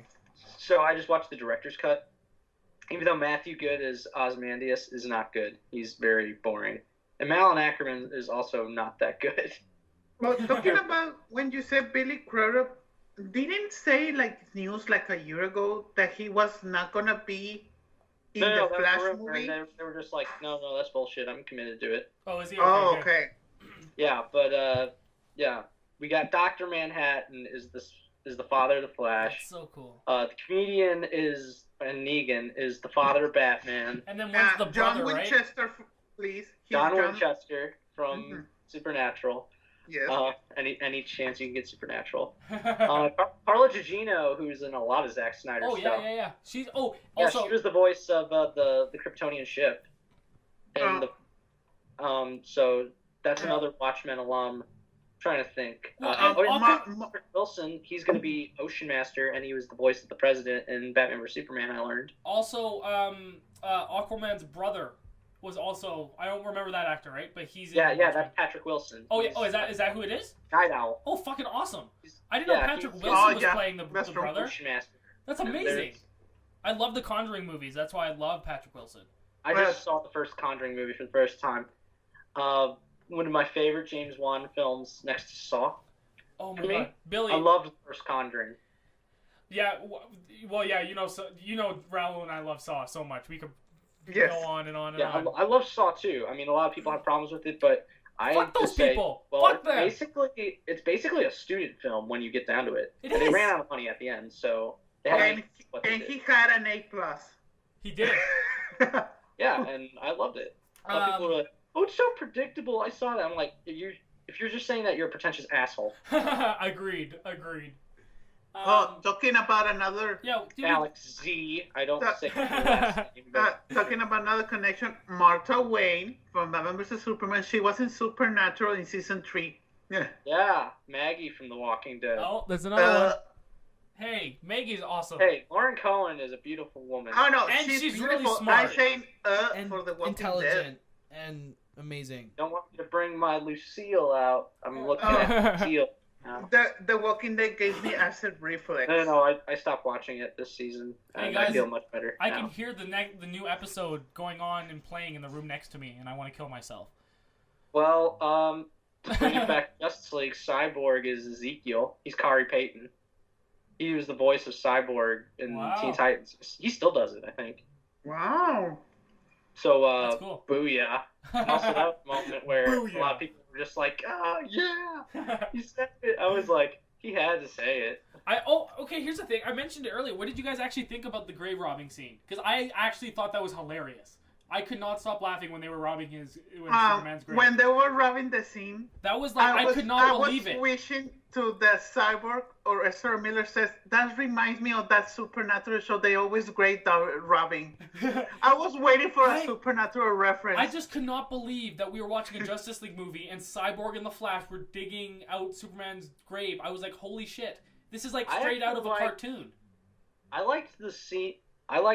Because of them talking. Barry's like, "Hey, where are the accidents?" And he's like, "What?" And I also liked how Cyborg, he regains his humanity throughout the film, and he gets it back at the end of the film. That's what you call an arc. A story arc. Oh my god, that's what that is. The only one that didn't really have an arc was Arthur Curry, and I mean, even then, it was just like, but they set him up. They helping these guys because Atlantis is the threat. Yeah. And I want to learn more about him, and I'm glad I'm going to in a year and a month.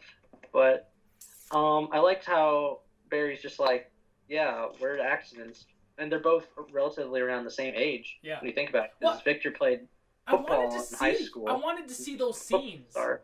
They were cut, but I was like, I wanted to see that side of him going through because in the one trailer, right, you see him playing football and stuff. I'm surprised that didn't make it into. Well, I'm not surprised, but like, do you guys think they're gonna put all this footage into an extended cut? The scene that I wanted to see, talking about that they didn't get to the trailer, I wanted to see the Flash going through the glass. I wanted to see that scene. Yeah. And also, I would hate myself for not mentioning it. I know a moment where I was like, holy shit. Remember Batman vs. Superman? Lois is the key. And in Justice League, Lois was the key. I love that. I thought that was so good. I didn't even realize that until maybe yesterday after I saw it, I didn't put two and two together. I'm like, that was fucking awesome. Am I too soon? Yeah, definitely here too soon. Bye. No. For me, remember, that was cool. Is an illusion. The universe is a hologram. Bye, go bye. Yes.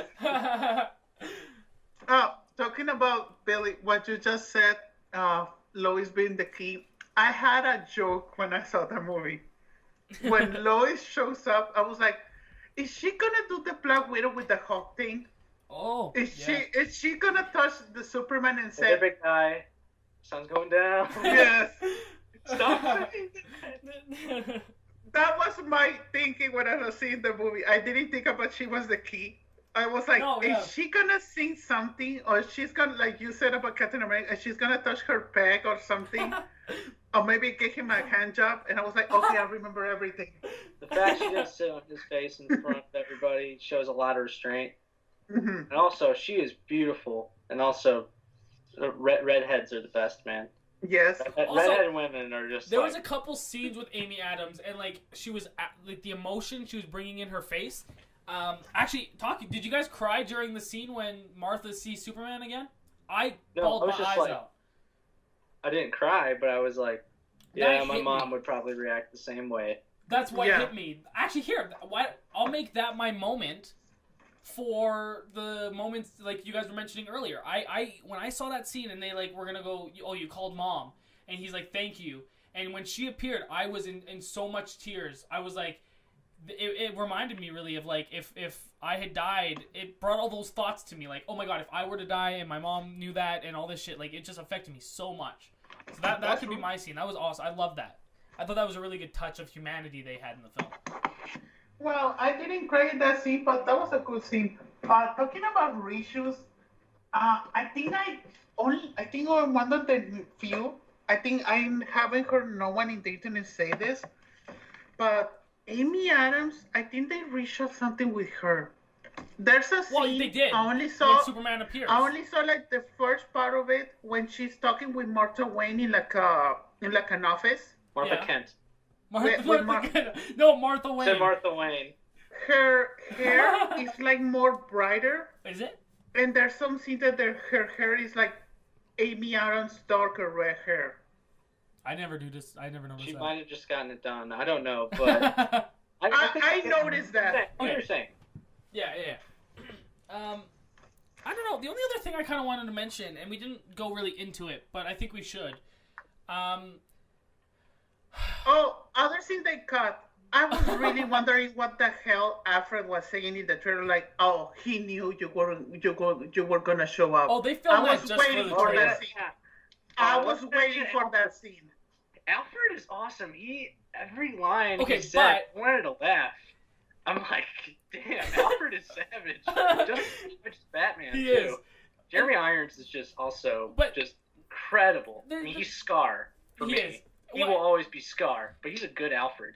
And there's the one scene though that I was kind of confused by. So they're all going up into the jet in the elevator in the water, and Alfred's there, and he just doesn't go on the plane. He just sits there and watches. Like, why? Why didn't he just sit in his desk? I thought I was just like, he's probably just saying bye to his boy Bruce because he might not pay back. Because Bruce he's a lot older. Well, and you notice how we mentioned the Penguin earlier too. Yeah. I mean, I thought the same thing. I'm like, this is kind of weird that Alfred's there. I guess he just wanted to because, I mean, I'd want to do it. Yeah. He's like one friend that tags along. He's just like, okay, have a good fight. He's like the parent. A question that I just had in my head. Jeremy Irons, maybe he's like 65. Yeah. Maybe. What if he's Batman? And so Ben Affleck is in his 40s, 45. Ben Affleck's 50. So Alfred was like a 15-year-old or 20-year-old starting to be a butler, and then he old Jeremy Irons. Yeah, because that's a question that I just started in my head when you said about Alfred. So he was a really young butler. 69. Right. He's 69. 69, dude. Woo! So he was in his 20s raising young Batman. That sounds about right. That's, when you really think isn't that about the it. Gotham TV show? Like, that's around the same age. I hate Gotham. But that would be around the same age as Alfred in that show. He would be the same as, like, Commissioner Gordon then. Yeah. They would all be around that age. That Alfred from that TV show, he's in his 40s, right? Oh, and Ben Affleck's only 45. That Affleck's got probably like another 5 years. They better make that Batman movie quick before he quits or something. If Jake Gyllenhaal is in it, I won't watch it. I love Jake Gyllenhaal. He's my favorite actor of all time. If he does Batman, I will be pissed. Like Riddler or something. Somebody creepy. I want him to do the Joker standalone Scorsese movie. That would be insane. Jake Gyllenhaal doing a Joker performance? That would be cool. Hey, Nightcrawler. Yeah. They could rebrand Nightcrawler as the Joker origin movie. Love it. Anyway, what I was going to kind of mention before is I kind of I want to just talk about so we talked a lot about the movie, but let's kind of delve into the fan aspect of it just a little bit deeper than what we have mentioned. Billy has a story. I want to mention one thing before we get started, and this is this isn't directed to you two because having a conversation about movies with you guys is fantastic, right? Like, you guys aren't like the fucking assholes on the internet, but that's what this message is for. I want to get something straight, okay? Who the fuck are you guys? Oh my god, I'm gonna get like really angry here because it just boils my blood. The fact that these people think they fucking have a right to say what they want in a movie. These studios are making whatever the fuck they want. Who are you to say that you hate someone for their opinion on a movie and being an asshole online about it? It just fucking pisses me off. Anyway, I don't want to get really angry, but I fucking hate it. These people are just so rude. I get it. I'm going to address the DC people. DC, I'm putting quotations up. Fuck them. People that can't see it, because you're not going to see it. But, fuck you. You guys make me very ashamed to like these movies. You guys can't take any criticism. I mean, there's people that do the same thing with Marvel, but they get away with it. Every fan base. There's people that do it with Star Wars. Their movies are critically acclaimed. Like, that's not an excuse because there are a bunch of people that are like that. Yeah. But it's just people. If you can't take criticism or if you don't have thick skin, don't be on the fucking internet. No. That's agreed. Basic knowledge. Don't look at YouTube comments also because that's just a sludge of toxicity that you can never go through. I've never once done that. I don't ever go in YouTube comment sections because I'm afraid. Yeah. I'm afraid that I'm going to be attacked personally or something, and I don't want that. Well, who wants to be attacked? Nobody. Exactly. If you're making people afraid to go on the internet and just be themselves, that's why even if you guys hated the movie, I don't care. I don't care. I respect that they didn't like the movie. I respect that you don't like the movie. That's fine. It's a movie. Don't tell me to go kill. Like it or not. Just don't go tell someone to go like that they hope their mother dies because they didn't like a fucking Justice League movie. Like, what the fuck is Unless that? your mothers have the same name. That's the exception. I know. I love the. Dude. I understand the Martha moment more than most. It's not the dumbest moment ever, as one of my least favorite people on the internet has ever said. I'm not gonna name who he is, but he fucking knows. You know, it's not the dumbest moment. There are many, many more moments that are. Okay, wait a minute. By far, the scene where he's getting go ahead. The comedic possibilities you have with this thing. Yeah. Comedic possibilities of a lot of stuff. Man, it's just for me, I just don't understand one thing. Why do you want to intentionally go online and like ruin someone's day?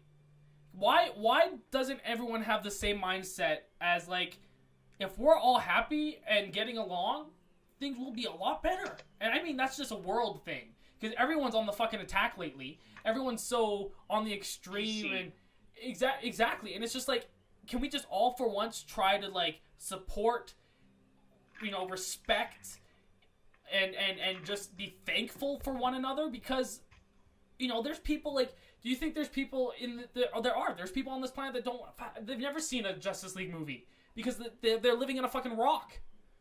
Like, they don't care for that stuff. They're not hardcore about it. No, they don't give a shit. Don't judge people for seeing a movie. There was a lot of people in my screening. Who cares? They just wanted a good time. General public doesn't give a shit about all this behind the scenes stuff. They don't give a shit. They just want to have a good time in a movie theater. They don't care about story and all that stuff. Yeah, they don't care about the comic references. They don't care about the continuity. And that's it. Why do fans think they have a right? Like, they don't have a say, and they think they do. You go see the movie. If you didn't like it, that's fine. But, like, who are you to say that you didn't like how they portrayed a certain character? It's not your fucking movie. It's Zack Snyder's movie. He was the one that made these decisions. This is not like the definitive... that helped cast all these people. And when it comes... perfectly cast. Exactly. And it's like... There's a brown Aquaman, and I am ecstatic about that. Yeah, there's a gay and Flash. And me as a brown person approves.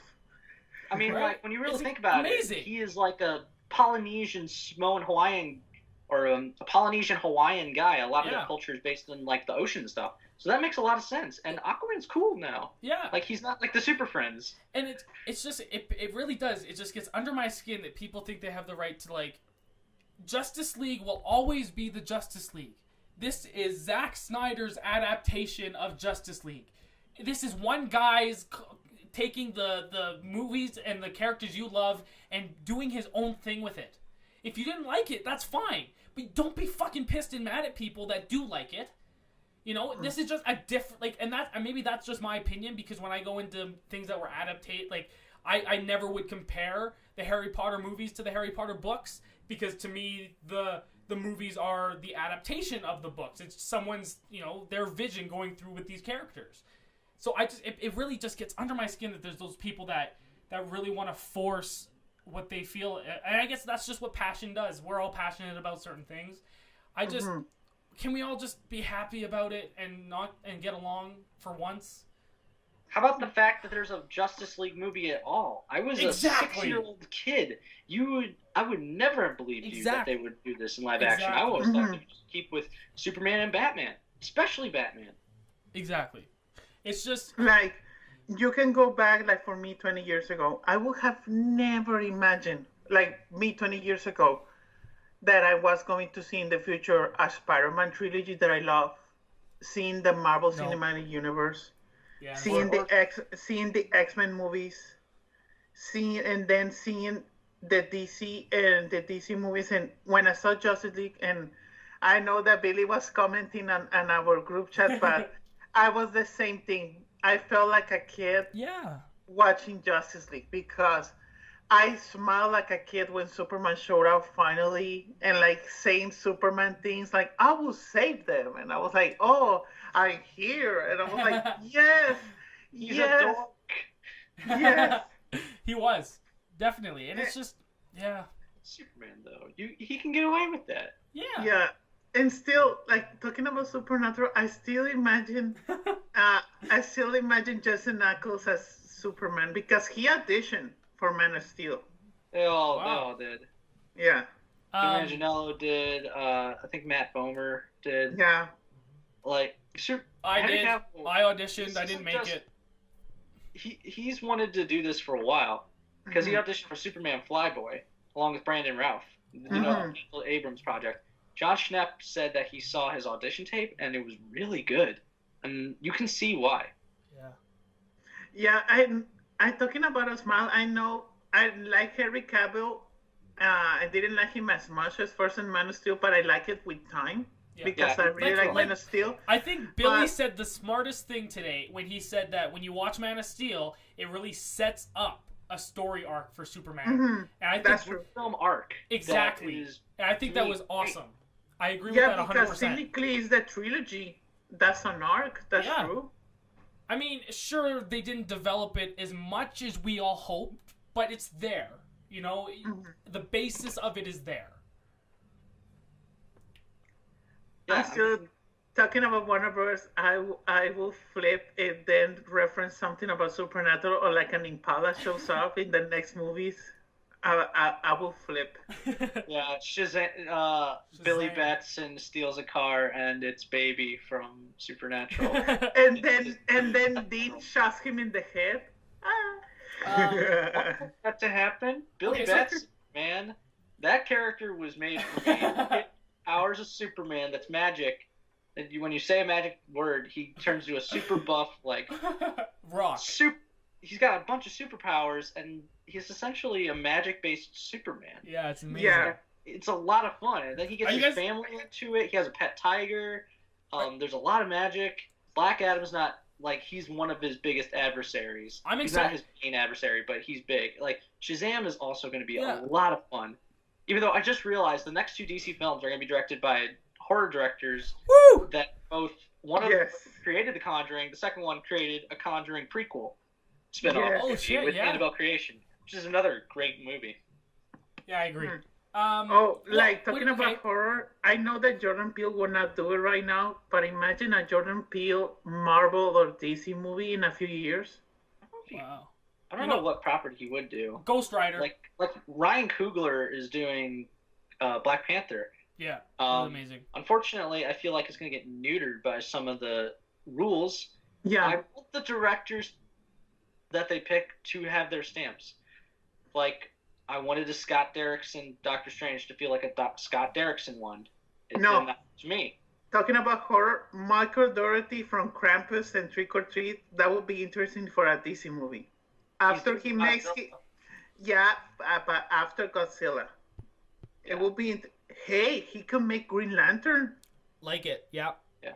We get James Cameron's Green Lantern would be an interesting one. Because, you know, he's doing the Avatar sequels that'll probably never happen, but...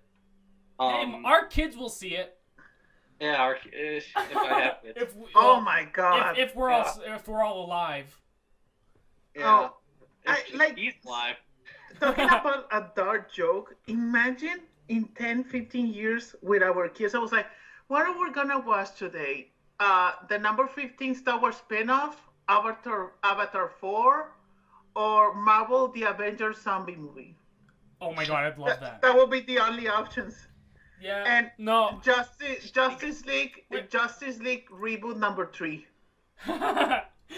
Yeah, and like Fast and Furious 364. Oh my god, and Transformers 25.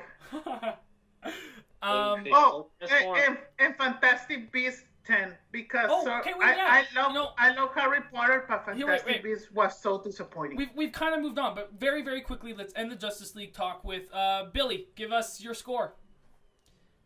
I'll give it a B+. I love it. I know, surprisingly high, but I think that the characters, which is the most important part of the Justice League, with the Justice League being the best part of it.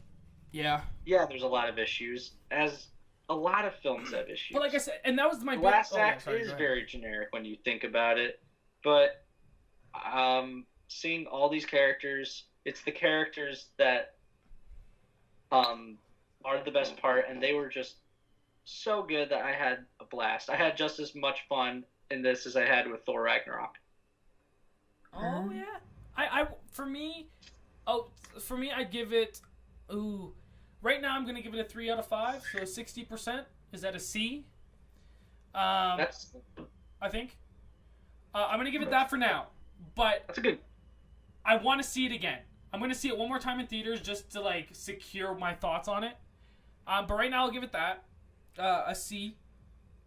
The thing for me is what Christian Harloff said on their spoiler review for Justice League. The best way to describe this movie for me is it really is a Saturday morning cartoon. You know, it's not a bad thing. It's not a bad thing at all. And I think it was a very interesting and different take that I'm excited to see where they go forward. So I do. I want to see it one more time before I make my final rating of it. But yeah, right now I'm gonna sit it at like a C. I definitely think it's. I would rate Logan, Spider-Man. Oh shit. What else came out this year? Thor. I didn't like Spider-Man as much as no. I still really liked it. I loved it. It's a masterpiece. Sorry. I'm sorry. I had a Spider-Man bed. You would understand. Sorry, I liked Spider-Man: Homecoming, but still, Tobey is my boy. Fuck Tobey Maguire. Sorry, I hate it. He's garbage. He has an adorable face. It looks. He was not Spider-Man or Peter Parker. Tobey Maguire was the Lifetime version of Spider-Man. It's Spider-Man. Hey, Tom leave Holland's Tobey perfect. Maguire alone. Okay, fine. I love Tobey Maguire. I hope he does things. I want him to play Uncle Ben. So you could kill him? What's wrong with you? No, because I think that would be awesome. Hey, what's Peter Parker's favorite kind of rice? Uncle Ben. I don't know. What is it? Uncle Ben's. Okay, Raul, what would you rate Justice League? Hey, talking about a villain. No, but wait. Jay Gyllenhaal as Norman Osborn in the new Spider-Man. Love it. Maybe. I can see that. Hey, they're making Aunt May so young. She's hot. They can make the Norman Osborn is young. That's just because she's Marissa Tomei. Marissa Tomei is just like really, really attractive. Oh, Marissa Tomei. I don't care. She's the age of my mom. Marissa Tomei, I would totally bone her. Like she's beautiful. She's my mom's age, and she is a beautiful woman. Yes. Raul, what would you rate Justice League? For me, before I saw the movie, I was already waiting to hate it. I had my expectations like really low. Billy knows that whatever. My role for Justice League, and I was smiling throughout the whole thing. I saw the whole movie. I only went to pee when Lois and Martha are talking in that office because I was like, this is a scene that I can pee. So I went to pee really quickly and I came back when that scene finished. So I was smiling throughout the whole thing. I enjoyed it. And like Billy said, if you really think about it, you can nitpick it apart. Yeah. You can see the flaws in it. Like Troy said, the effects are bad. But and that's something that can be fixed on the Blu-ray. To be fair, they can fix those things. So that's why I'm not as mad about it really anymore, because to be fair, they could adjust that. So there's problems like story, effects. I would have liked to see all of those scenes, because talking about how I was teased since Comic-Con, since the first time I went 3 years ago, they were teasing a lot from Justice League, even before Batman vs. Superman. We already knew so much, and then we didn't saw the final thing. Like, all of the arc about the mother boxes and the cyborg, I already knew this, because I remember that from the panel 2 years ago, in 2015. I was like, okay, I already knew this. And for me, like, I like the story. I love everything. And also, it made me like Gal already passed from a 5 to a 7. She already passed her exam. She's not a 10 yet. She could be a 10 in Wonder Woman 2. But already, Gal Gadot, you have my forgiveness. Also, if they don't do Wonder Woman World War II, I'm going to be so mad. She's a 10 in my book. She's a beautiful woman. I know that you love her. If I woke up to that face, I'd be like, I died and went to heaven. Me too. Yeah, I would agree. I agree. I would be like, her husband's a man. I will be like, get out of here. Lucy Lawless is coming in 1 minute. Bye, bitch. I will be like, sorry. Speak Hebrew to me. And so, yeah, I will give it an 8 out of 10. Good, cool. It's a movie that I would like to see again. And also, like Troy said, I have a feeling that I enjoy it more than Thor Ragnarok. It's already made like almost $250 million. I need to see. I want to see Justice League again. Yeah, definitely. Thank you, Movie Pass, that I have the Movie Pass. Really? Do you have Movie Pass? I do not have Movie Pass. Oh. I don't even think I don't even think people here where I live in Missouri, I don't even think they know what MoviePass is. Oh, Billy, there's the $6.95 plan right now. I know. Billy, how far are you from Kansas City? I'm not from Kansas City. No, I know, but how far from you are you from there? Is it like close? Quite a while. Oh, is it okay? Cool. I was just curious. Just because one of my favorite rappers is from Kansas City. Yeah, my best friend in college, and he's still one of my best friends. He's from Kansas City. Yeah, he's living in Florida, working for Disney actually. Oh wow! But yeah, it's pretty awesome. He's like, I can get you a deal on like cheaper hotels and all that stuff. I'm like, dude, awesome. I wish. Hey, tell him that I want cheap tickets to go to Disneyland because I already have been spending here 3 months and I haven't even been to Disneyland because it's expensive. Yeah, he lives at Disney, but he's going at the Superior Disney World. I have never been into Disney World. Like, dude, I would love to take you. Like, I've been to I'm very purist wait because I have only been to Disneyland. Okay, good. I still remember that my parents told us, you want to go to Disneyland, to Disney World? And me and my sister would say, we want to see the original park first. I hated Disney World. I will never go back to Disney World. What? I went and my experience was just shit, and that's I'll give it one more chance. But when I went, the people, even like the workers at Disney World, I think everything was just that my family just hit was wrong. It was just negative, so I just have a negative experience of it. But Disneyland is my favorite. There's a restaurant, Raul. I was just thinking about this. You should go there. Go drive to LA right now after this podcast. Across the street from Disneyland. Is a restaurant called Captain Kids. Okay, I just remember this. It's an all-you-can-eat kids buffet. A kids buffet? All the junk food and kids food you can ever think of: hamburgers, chicken wings, fried rice, ice cream, French fries, curly fries, onion rings, chicken burgers. All of the kids fast food. Anyway, I just thought of that. I love that place. I'll live there. Hey, that sounds interesting. I mean, it's like probably for me. For like 2 weeks. I'm reserving my Disney World because I wanted to go to Disney World since last year. I'm gonna reserve it when Star Wars Land opens in 2 years. Raul, I'll put it on air when you go to Disneyland for the first time.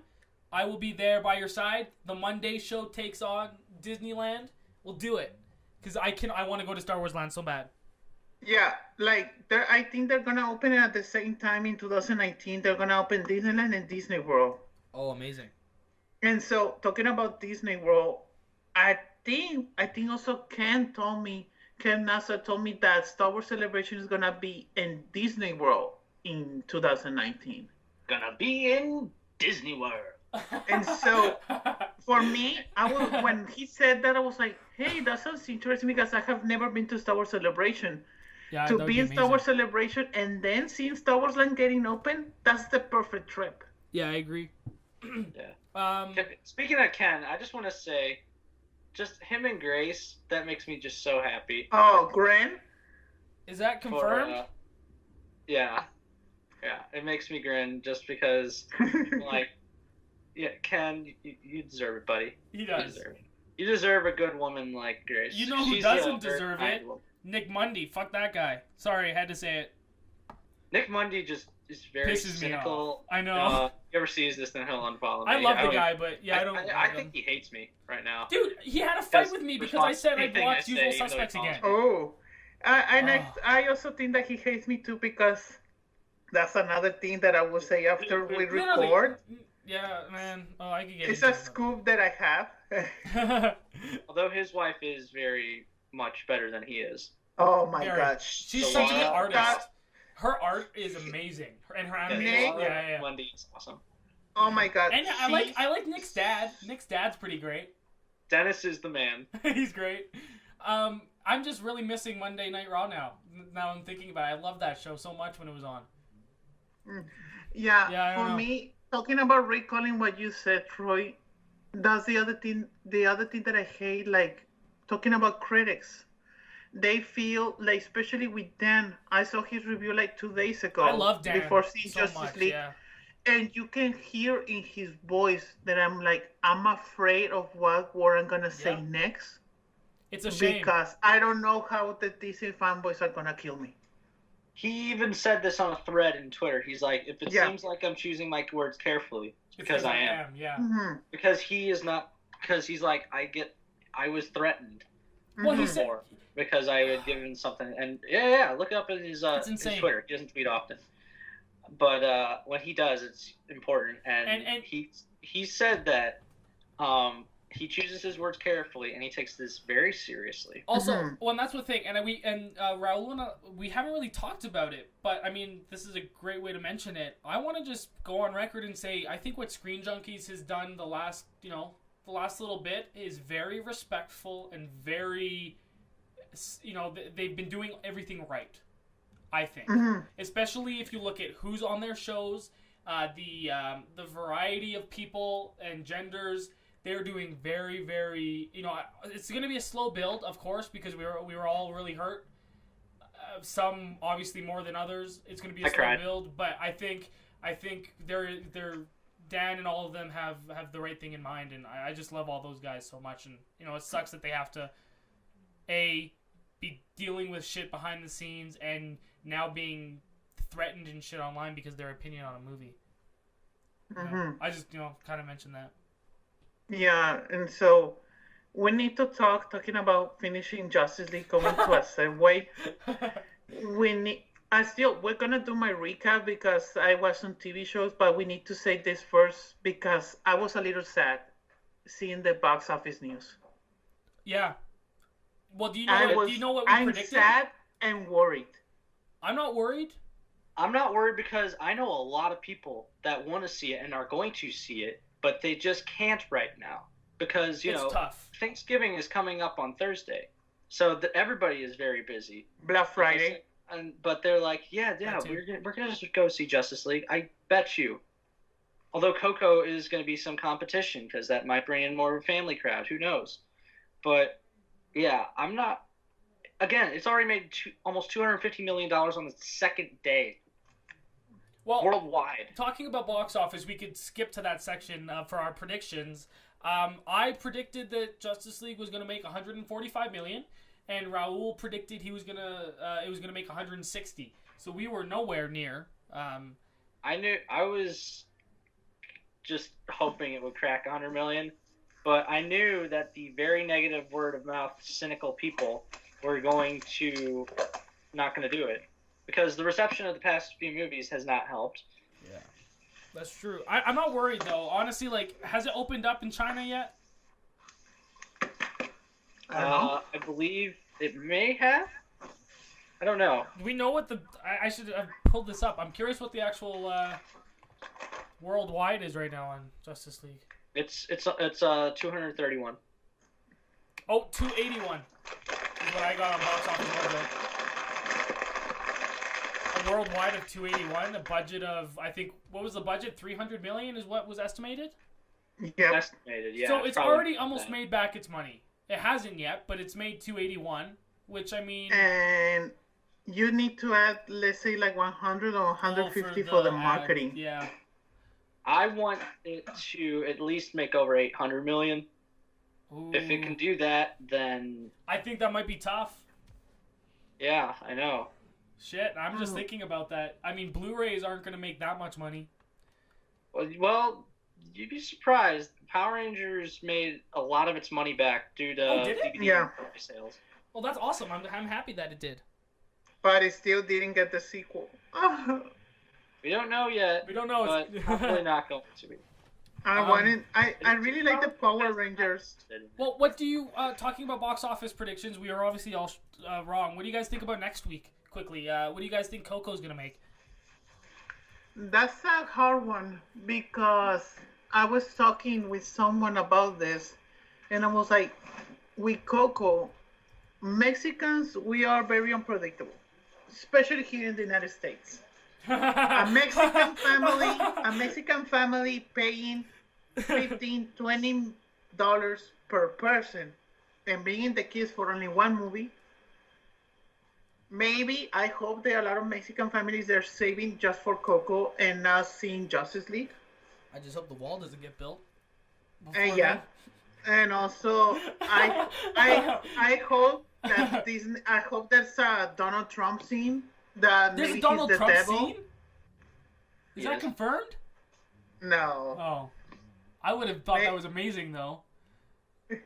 Oh, maybe Donald Trump is gonna be the devil, and he's gonna build a wall between the dead and the living. That will be the twist in Coco. Oh my god. Then again, there was a similar movie called The Book of Life. Oh, yeah, sure. It's released. The only reason why it didn't make a super amount of money is because it's not a Disney, basically it wasn't a Disney film. Yeah, but I heard that The Book of Life, almost all of the crew gave it a really good recommendation for Coco. That they really like it. I heard a lot of people cried. Lots of emotion. Yeah, also me too. I heard of that. Even like my ex-girlfriend in Mexico. That's the other thing that's very unpredictable because the movie was already in Mexico for 3 weeks. Oh, really? The thing for me that worries me, because in 3 weeks this movie I have a feeling it has already been leaked. There has to be a really crappy movie theater version already online. I'm looking right now. Keep talking. And so a lot of Mexicans here in the United States, they would have said, what I'm going to pay me and the 3 kids and the wife to go into the theater if I can see it already in Spanish? Because that's the other thing. A lot of Mexicans talking about an animated film, especially with Coco. For me, even especially, I would like to see Coco in Spanish. Because we're seeing a Mexican culture movie. I would like to see it in Spanish. I'm looking. I can't either on Pirate Bay or like on a streaming site. Like you can't get Coco. So. Okay, so that's the other thing. Sometimes Mexico has good security in the theaters, so no one has cracked it yet. As especially, that's another thing. Porn. Like you just said, Troy. Not a lot of people are gonna see, let's say, Americans or like European people. They're not gonna see a Spanish dub pirate version. Can I start like an improv segment very quick? What comes up when I look up Coco on Pirate Bay? The first thing is Coco Kiss, Fix My Car, and F My Blank. The second thing is Coco Kiss. Oh, there's a sequel to that one. Yeah, it's all porn. It's all just porn. Lots of Coco porn. That makes sense. Oh, there's a guy with a radiant smile. I don't know what that is. Mom takes son's virginity before he leaves for boot camp. Oh, there's a VR thing. Anyway. Oh, talking about Coco. Sorry, let's go back to Disney. Yeah, going back to Disney, like when I still remember that I got a little angry. Billy knows this. A few months when they told the title Coco, I was like, if this is a Day of the Dead movie, why didn't it call it Day of the Dead? Why Coco? And I thought that maybe we're gonna see like a Lucifer thing in the movie because Coco in Mexican culture we call it to Satan or the boogeyman. Oh, really? That's unfortunate because that's the grandmother. Yeah. Then I learned months later that that's the name of the grandmother, and so I was like, this is interesting. And so I'm gonna see the movie. I'm so excited. I would say that maybe that's the other thing with Thanksgiving. Not a lot of people are gonna go to the theater because are gonna go for Black Friday and buy the turkey. I would say that Coco will make like 40, maybe 50 million. It's always tricky because 2 years ago there was a Pixar film that was advertised with a lot of good reviews. It wasn't that good. It was called The Good Dinosaur. It was during Thanksgiving weekend, if you remember. Oh, was it? What did it make? Oh, yes. It was during I remember that I saw The Good Dinosaur on my break of shopping, and I was like, I want to bomb it. Hey, I like that movie. It was good. It was sad. That movie's tragic. That whole movie is just one deep, sad pit of sadness. I prefer the original movie that's called Dinosaur from 1998. I like Land Before Time. I've never seen Land Before Time. Oh my god, you have to watch it. I know. It's so good. I've been told to watch a lot of things. I watched speaking of Spanish films, Raul, you know that I watched Guillermo del Toro's trilogy. Amazing, amazing trilogy, because I have never seen a film that was completely in Spanish. Like, that's main language was Spanish. I had never done that. That didn't bother me at all. Mm-hmm. I knew what they were saying for most of them. Billy, I would recommend. I have never seen Lion King in English. I would recommend you to see it in Spanish. You've seen Lion King in Spanish. But hey, I was raised in Mexico. All of my Disney films were in Spanish. But now Pan's Labyrinth is now amazing. Probably my favorite Del Toro film. Mm-hmm. It's so beautiful and such a good movie. Especially the design of the fawn. Oh yes. Love Doug Jones' work. I would probably say $39 million for Coco opening weekend. Yeah. 39 million. And I can't wait for The Shape of Water. That looks so good. Del Toro still got it, man. Yeah. I heard a rumor that The Shape of Water is gonna come to LA in like December 1st. Is it? So that will mean this started November 30th, and then next day, The Shape of Water. I will be like, yes. Hey, Billy, do you want to co-host this podcast with me for the rest of the Monday show with Troy and Billy? I'm jealous, man. That's awesome. Okay, so Billy, what would you think for Coco? Do you want to make a prediction? You want me to make a box office prediction? I'm gonna say around 50. 50? Cool. It's not gonna be like 100 million or anything, but I think a good 50 mil, because there's a big Latino population out there that especially this, and I think like I've seen a lot of people are just going to find like it might be like Inside Out, where it was a slow build because it wasn't an immediate hit, but it was That's true. That's really true. It was a good word of mouth that brought it. It was probably going to be the same way. It's probably not going to be number one. It's probably going to be either Thor or hopefully Justice League stays in the number one. Hopefully it gets number one, because Thor is like it's steadily dropping. It's still really good though. Like it's doing amazing. But I really, really want Justice League just to do well. I want it to at least crack 200 million domestically. Yeah. I want that. With its way it's going now, it's not, but that will be interesting. It's question. So weird, man. Do you think that Justice League? So who knows? It might get a better word of mouth.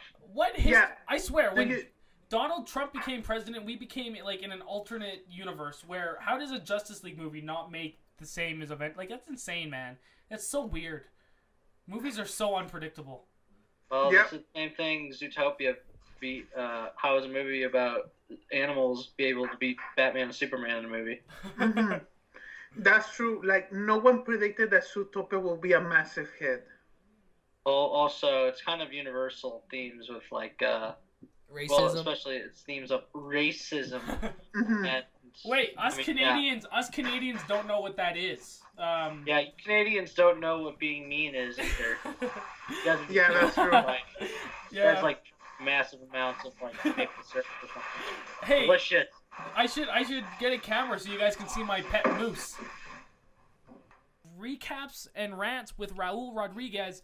I don't know. This is going to be a surprise because I didn't prepare this beforehand, so I don't know what he's about to talk about. So Raul, remember Troy, the alternate name. Troy doesn't watch TV and Raul watches everything. Yeah. Well, and you know what? Why don't we just get it out of the way? Do you guys want to harass me for the next 5 minutes about watching Gravity Falls? Because watch Gravity Falls, dude. I swear, once you get started at a certain point, you don't want to stop. I know. I'm afraid. I've already started, but I love it. Yeah. I don't remember what episode I'm on. I gotta double check, but I'm watching it. I did watch all of Stranger Things, and I'm very proud of myself. I watched the entire series of show in one day. That's a new thing for me. I did that too. I watched it the entire day. I've only done that for 2 series, and that's Defenders and Stranger Things season 2. Oh, I've done it with True Detective and Stranger Things. Oh no, Gravity Falls is so much better than Stranger Things. I watched the entire I watched all of season 2 of Gravity Falls in a day. Yeah, that's what I'm gonna do. On Wednesday, Thursday this week. That's my plan. And remember, Troy, that you need to record your reactions in episode 12 and 13 and the last 3 of season 2. Yeah, that's what I wrote down. I'll make sure. Yes, the last 3. Okay, so Raul, this is your segment. You jump into it. You break down what TV shows. Like I said, I usually take charge, but this is all you today. Let's do it. First, we're going to recap my steel bench of Steven Universe from episode 46 to episode 62. Wow. Oh my God. A lot of things happen. First, the Gems attack on Earth and they kidnap Steven. And that episode got really serious. It was a 2-parter. And I was like, damn, like the stakes were high. And then seeing the repercussions of what happened. And a theory that I had that was confirming like episode 51, that Pearl, she was in love with Rose. Remember, Troy, when I told you when I was recapping the show, why the Gems hate their dad so much? The dad of Steven. Pearl hates the dad the most because the dad stole her love from Rose. Oh. She was gay. She's gay. Wow. And wait, Billy, have you seen this? I don't know who those characters are. Yeah, okay, well, me either. I've never seen it, so we're in the same boat. And Universe. And I was like, oh my God, especially for a cartoon, because they don't say it like, they don't say, no, she's gay and she was in love. You have to analyze it. You have to analyze that scene to comprehend it. And that's the thing that I have liked from Steven Universe, that is really progressive. Especially going with another episode that also explains more of the love with Pearl with Rose. Connie, the best friend of Steven, also they're hinting that they're gonna fall in love, because there was an episode after the war that Steven, he's in doubt to tell Connie what happened. And so I was like, Steven, if you gonna break up with Connie, I will be so mad, because I ship Steven and Connie, Stefani forever. And then Steven didn't do anything. I was so relieved. But then Pearl, a few episodes later, trains Connie to defend Steven. But I think that she says on the line, says, because she's singing this part, says, no matter what, protecting Steven is your priority. No matter what happens to you, protecting him his priority. And then she says, as for me, it was priority to protect her. Rose was my priority and my love. And I was like, oh. That's cool. And so especially because remember that I told you that Rose, she's dead, but a part of her lives in Steven, because Steven has the gem of Rose. I was like, this is getting like really analytical. Like you have it really deep. And so I just finished an episode when they flashback, when the father sees Rose and Pearl making a fusion. And so the father says, I would love to do that. And she tried with her, and Rose, they explain in this flashback that because she's a goddess, she never saw humans as humans. She saw them, oh, they're humans, they're cute. And even says to her, please talk to me as a person. I love you, but we're so different. And they're like starting like a talk, like real people. And then Steven says, I never wonder more about what happened with you guys in the past. And that's another thing that is bothering me from the show. They're giving you, like I said last week, they're giving you like little things about the past. Yeah. Like they're really spreading the answers. They don't give you like the full answers. It's not like Gravity Falls. I'm not gonna say it, but episode 12 and 13. Watch your mouth. Episode 12 and 13 is like Alex Horst said. You want answers? Here's a bucket of answers that he made for those 2 episodes. And here you can notice that the creator Rebecca Sugar said, "I have the answers, but I'm not gonna give it to you fully. Like you have to make the puzzle." Like I said, when they revealed that Pearl was in love with Rose, I was like, I knew it. I had a feeling. Or when I said about the lion that he was connected with the mom, I was like, I had a feeling also. Like that's the thing that I like from Steven Universe. That is a puzzle that you have to put it together.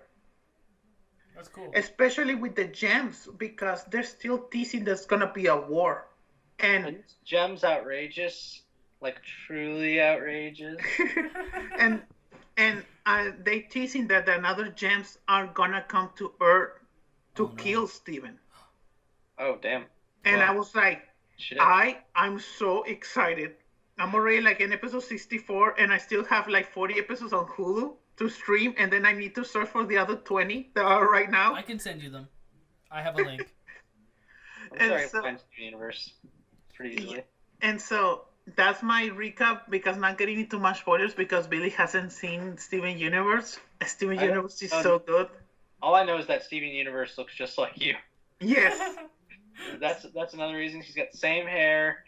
I feel like you would wear that shirt all the time. Yes, I would wear that shirt. I love it because the theme song is a very good theme song. I don't have like a TV character or a movie character that I look like, so I don't have any good cosplay options. But I'm jealous because Raul has he has a whole bunch under his belt. It's great. I could try for facial hair dipper, I guess. But if Raul and I already said, if we ever go to Comic-Con together, or when we go next year, fingers crossed, I'm going to be Mabel. I'm going to dress up as Mabel. It's going to be amazing. I would totally go as... I want to go as Bill Cipher. No, wait. You have to go as Seuss just so you can do the voice right now for everyone, please. Oh, that's hilarious, dude. Oh, my God. Oh. But I'm also not that tall. Oh, that Troy. So very weird, because it'd be a very average height Seuss. Oh, Troy, amazing. You can also be Grunkle Stan. I imagine you with the eye patch. I could do that. That would be awesome. Yeah, and so, like Troy said, and also like Billy said, Steven is another son of mine that he's lost in another universe. Him and Dustin are brothers that are separated at birth. That's another one. Different universes. You could be Dustin. I'll be 11. I'll dress in the dress with the Agos. All right, I'll be Mike. And so amazing. Hey, talking about a ship that I don't know, Dustin and 11. That's interesting. Ooh. The 11. He deserves it. Give it to him. I just want Dustin and Steve's hair. I mean, Dustin's hair at the end. I love Steve. Sorry, but when I saw that Stranger Things season 2 finale, well, I think I said it in our podcast. Yeah. I want that stupid Farrah Fawcett hairspray because my hair is getting like that, and I was like, I want that hairspray to make it like that. Because I want giant hair. I want Steve's hair. Yeah. Yes. That His thing hair is was majestic. amazing. And also Nancy Forever, and Dustin and Nancy Forever. Raul, what other TV shows did you get to catch this week? Oh, Billy just said it. Riverdale. I finally catch up in the last 3 episodes. And Billy, you watch Riverdale? Are you a big fan? I love Riverdale. Okay, you guys go. Hold on. Oh. You have to do it. Yes. Oh, that's amazing. You mean, talk about being a weirdo? I love it. For the people listening, Billy's we're not going to say names, but you can rock that thing. Not like another dude on the internet that he cannot rock it. Are you Dylan Sprouse's character? Cole Sprouse's, and yes, I am. Jughead? I am Jughead, Awesome, so he's wearing his tube, which weird. is cool. He's weirdo. Doesn't fit in. Okay, so Have you ever seen me without the stupid hat? I don't know anything about this show other than what Raul told me, so I'm just gonna put the microphone down and let you guys gush out about this, and I'll listen, enjoy, because I'm sure you guys have a lot to say. I love the Dark Betty scene at the end. God, she's so beautiful. Yes, I know she's beautiful. Veronica's so much better, Oh, no, I agree. But I wouldn't want to meet Veronica's dad. Hiram's a good villain. Oh, me and Hiram will be so great friends. I don't know why.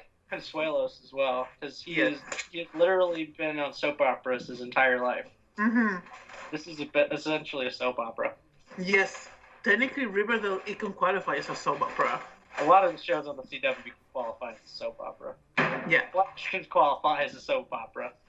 Even though my favorite show of all time, Supernatural, can also be a soap opera. It is, because it's been on for 13 years. Hey! It's been a long time. Don't go there, Billy. Bad. Okay. What do you like the most about this episode? We found out who is supplying the jingle jangle. We found out who the Sugar Man was. I actually liked that. And, I think that you said a bit of was Nolan, but I can see it now that they don't know how to use Cheryl. She has feeling like very useless for me.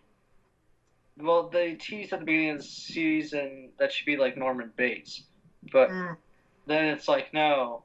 But then they go really fucking dark with oh yeah, by the way, she's gonna get drugged and almost raped. Oh, the rape scene. And then we need to talk about that. Scene. It didn't.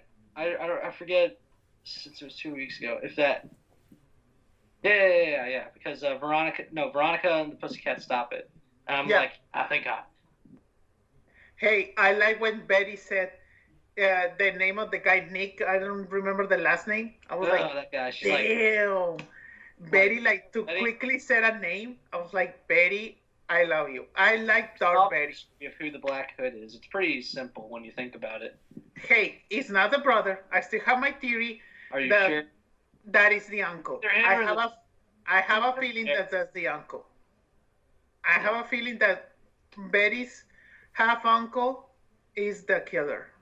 And also, like Troy said last week, I hope he's not a transgender sister of Betty or like transgender sister of the father that he transgender into a man, like Pretty Little Liars. That was awesome. Or it could just be like Sleepaway Camp. Oh my God! That was a fucking great reference. Thank you. The CW I'm so happy. To do that, I'm so happy we had a guest on that reference. As long as I don't do Camp. that last scene, because that noise from Angela and Sleepaway Camp is very disturbing. Like.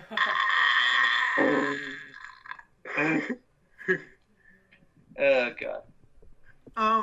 Yeah, and also I really like the trials of the serpents with Jughead.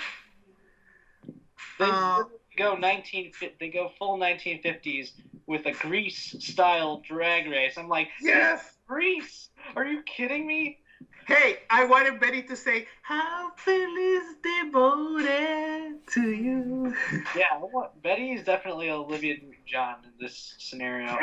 And Veronica singing the my favorite song. I just forgot the name. Oh, what was the name of that? I feel like Veronica or the Rizzo song. Cheryl's the beauty school dropout. No, and Veronica could be Rizzo. Yeah, Veronica singing the Rizzo song. I just forgot the name. Danny would be no, Jughead could be Danny. I can see that. Yeah, Archie could be the other guy. He's Rizzo's main Kaneki. Yeah. Yeah, he accidentally hits his head when he's picking up a penny. Yeah, imagine Veronica saying, "There are worse things I could do. Have sex with Archie or with Jughead." That weird shower sex scene that immediately after his dad got shot. Only the best. When I was watching that scene, I was like, "Oh my god, oh my god." Still got some pretty sexy eyebrows and a face. And I forgot that I'm watching the CW. I thought we were gonna see a boob of Veronica. Maybe a side boob, but no.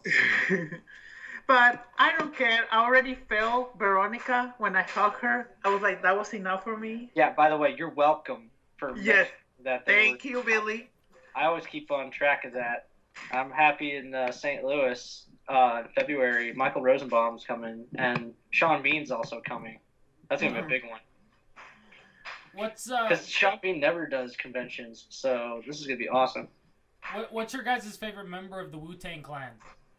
The Wu-Tang Clan? Oh, man.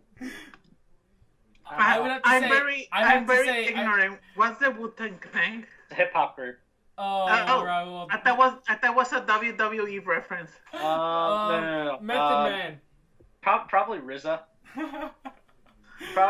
Probably because I love RZA, and especially because he's a big martial arts guy, like me. He loves martial arts. You know, and he's a somewhat decent rapper. He's great. I love it. My second favorite is Method Man. Method Man's great. I love Ghostface. Ghostface is great. Old EB. Actually, they're all fantastic. Wu-Tang's... Anyway, the reason I mentioned it is because I know Raul had not known who they are. And Raul... and Billy, holy shit. I respect you so much more that you actually know Wu-Tang. So Raul, listen to them because they're great. Okay, I will. Wu-Tang Clan is awesome. It's just these... Wu-Tang Clan ain't nothing to East fuck Coast with. rappers. They formed a group. There's a bunch of them. Oh, That's talking great. about hip hop, I'm gonna segue into Empire. See? I knew. That was awesome. Yes. Sorry, I love that. That's my cue because I do not watch Empire. I don't have either. Told what happens, and I don't know if I can make that kind of commitment because it dips in quality. Hey! I'm just saying, this is what I've heard. I have not seen the show personally, so I don't know. I'm sure... awesome actors, though. Season 3 it was a little weak, but still, Empire is so good. It's so addicting because I love the characters and I love the actors. I can say the same thing about Arrow.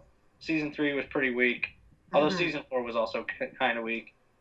It's like also with Supernatural. Season 6 and 7 are the weakest ones, and Season 7 especially is the weakest. Yes. And so, that season. When you're watching a show, especially with Troy, I call back from How to Get Away with Murder. The first episode of this season was horrendous. Horrible. I hated it. Yeah.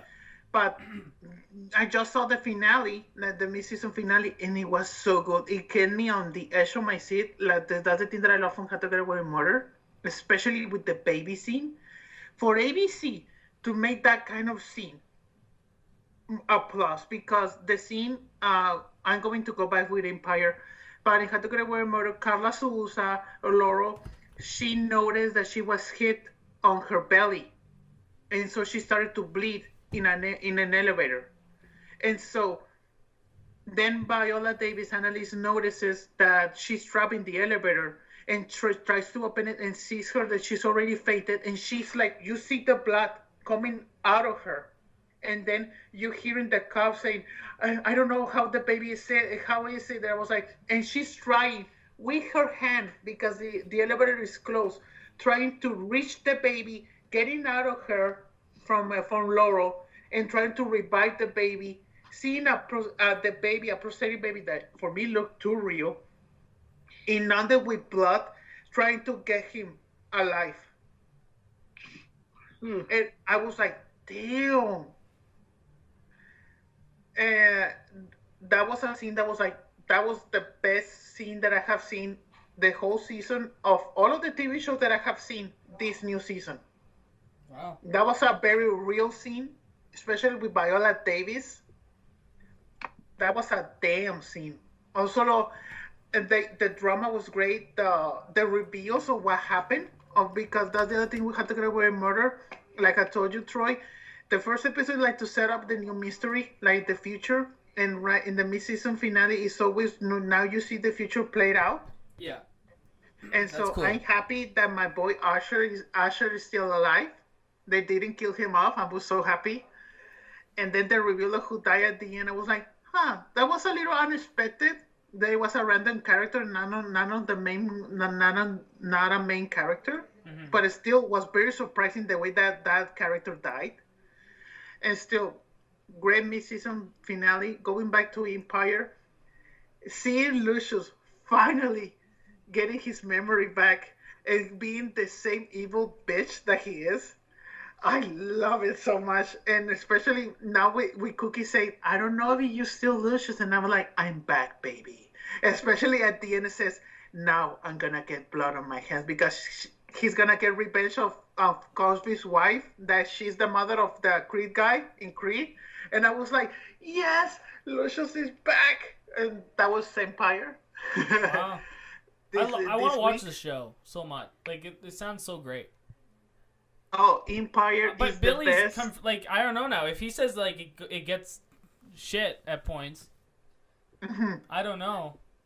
No, Troy, especially if you love hip hop, Dude, you I need love to it. see Empire. My blood is three things: movies, hip hop, and like gravy, because I fucking love gravy. Like That's what Empire my blood is the Fucking love hip-hop. perfect. It's like the perfect drama / telenovela with original hip hop songs. That's the best way to pitch Empire, and with Taraji P Henson and Terrence Howard as the leads. Wow.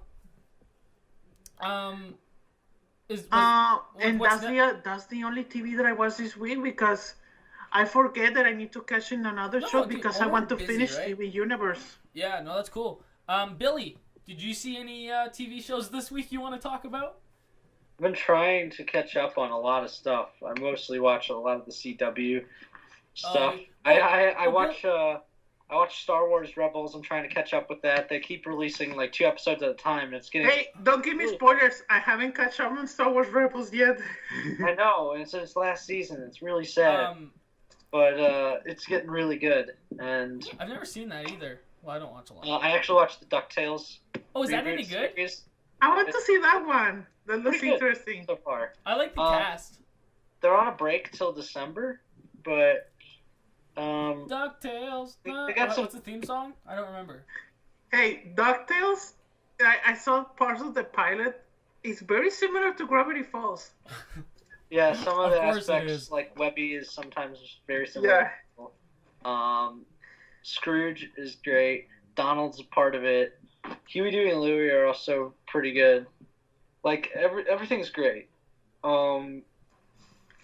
It's retro, but it's new. It's a good rebooted series. That's awesome. The voice cast is also perfect. Now that I'm thinking about it, Raul, I have a surprise for you. Yes. I actually saw an episode of a TV show this week. What I a want twist! to see- I actually watched the episode 1 of The Punisher on Netflix. I love it, 5 dude. episodes in Punisher. It's I- all right, The first episode not- was it's not fantastic. amazing. but it's pretty good. John Berthnall is incredible as the Punisher. Him and his weird The first broken episode I nose. watched, I was gonna go to bed, but then I was on Netflix just to see what was new. I'm like, oh shit, the Punisher! So I watched the first episode. I have not seen. I've seen 3 episodes of Daredevil season 1. I've seen the finale of The Defenders, and now I've seen the Punisher episode 1. I'm gonna watch them all eventually, but I don't have time. Yeah, What? you can see Billy. You Troy gotta watch has. the second season of Daredevil. That's where Punisher gets introduced. I know. I've never seen it. Troy has very weird viewing habits. Okay, but I at watched least the watch finale all of. the I first just season watched the Daredevil. finale It's of like- Game of Thrones. That was cool. He I've never has seen never it. seen Game of Thrones since he was the season 7 finale. Oh, no. I don't know if I want to come back to this podcast anymore. No. Hey, I'm a movie guy. I try to watch TV when I can, but I I do too. I And still haven't. I've honestly, never seen The Wire, and everybody the biggest problem with stuff me. on my ass. They're is- like, The Wire is the greatest show ever. The problem with me is the reason I like going to movie theaters is because in those seats, they're discomfort and I don't fall asleep and I'm awake watching the movie. When I'm at home, I'm either lounging in my bed, I'm on the couch, I have a blanket on me, maybe a tub of ice cream, and I'm sitting there watching a show. If they premiered all of these shows in like a movie theater, I would probably watch I would never come home. It's just the fact that I'm Like, comfort and I you fall need asleep to and I'm movie just, theater. I get, I do. I fall asleep a lot when I'm at home watching movies and TV and stuff, and I just can't stay committed to stay awake. I gotta get like for Stranger Things, I got up at 7 a.m, and like casually throughout the day had energy drinks and shit, and then we finished at like 9:30, 10 at night. Huh. So I was able to like go to bed afterwards, but like I usually won't be able to do that. Huh. Talking about a callback, the thing that you just said, Troy, I'm gonna reckon that you fell asleep in the mountain between us. Okay, that's different. That movie's a fucking piece of shit. That movie is What? meant to put you asleep. That does not count. That's a good point. But no, I don't know. That was the only thing. I saw the episode. I thought the episode was good. They show what I like about what they're doing with the Punisher. From what I've seen, excuse me, is the whole PTSD and like how they're mentioning a lot of the negative effects of it. I love that. I think that's super interesting. And his performance is great. I thought throughout the there's a couple. Well, in the first episode, there's a scene where he's just he has a sledgehammer and he's hammering against a wall and he's just breaking it, and it's showing you how blisters on his hands. Blisters on his hands, yeah, and like the whole time he's remembering his like family who's dead, and it's like it's such an emotion. It's incredible. I love it. It's so good, so good. I watched that. And I'm gonna say it just to finalize my segment. It's like Travis on Marvel said. Gravity Falls is the Breaking Bad of animation TV shows. It's definitely up there. It's one of the smartest things ever. But for me, it's the Citizen Kane of animated TV shows. Do you guys think that in the Michael Bay Dora movie, Bill Hader should play Swiper? Ooh. Yeah, why not? I don't know. I just thought of that. I don't know. You know if that movie's gonna happen. I don't really care. I just think about something really raunchy. We get Javier Bardem. Wait, is Wiper is gonna wipe Dora's ass? No, I hope so. He's a swiper, guys. Like Tinder swiper. Guys, Kevin Spacey can play Swiper. Oh my god. No, don't give Kevin Spacey work. But he can He's never swipe. Work in Hollywood again. He's good at swiping. Mm. Yeah, but only like 14-year-old boys. Wait, I have a question for you, and this will segue us to the ending of the show. But what do you think about like Baby Driver and like Usual Suspects and stuff now? Can you watch them without any negative effects? I've never seen The Usual Suspects. What? Or American Beauty. Do you know the twist you of haven't Usual seen American Suspects? Beauty? No. Oh my god, Billy. Oh my you god. have to watch Usual Suspects tonight. Please. I'll do anything. I'll watch whatever you want. I gotta go to bed in like 16 minutes. I got work in the morning. Okay, watch it when you can watch it, but you have to, man. I know it's Bryan Singer. I know that's one of his films. Just watch it. Trust me, I have this friend Austin, and for an entire year. I know the twist. Oh, you do? Same thing, like, I do know the twist. I know who Kaiser Soze is. Okay, well, still watch it because it's incredible. I still want to watch it though. I know. I had a friend who kept pushing me every day. Did you watch The Usual Suspects? Did you fucking watch? I'm like, no. I watched it for the first time last year, and I was blown away. I love it. It's one of my favorites. I watched Fight Club recently. I don't really like Fight Club. I knew the twist going into it.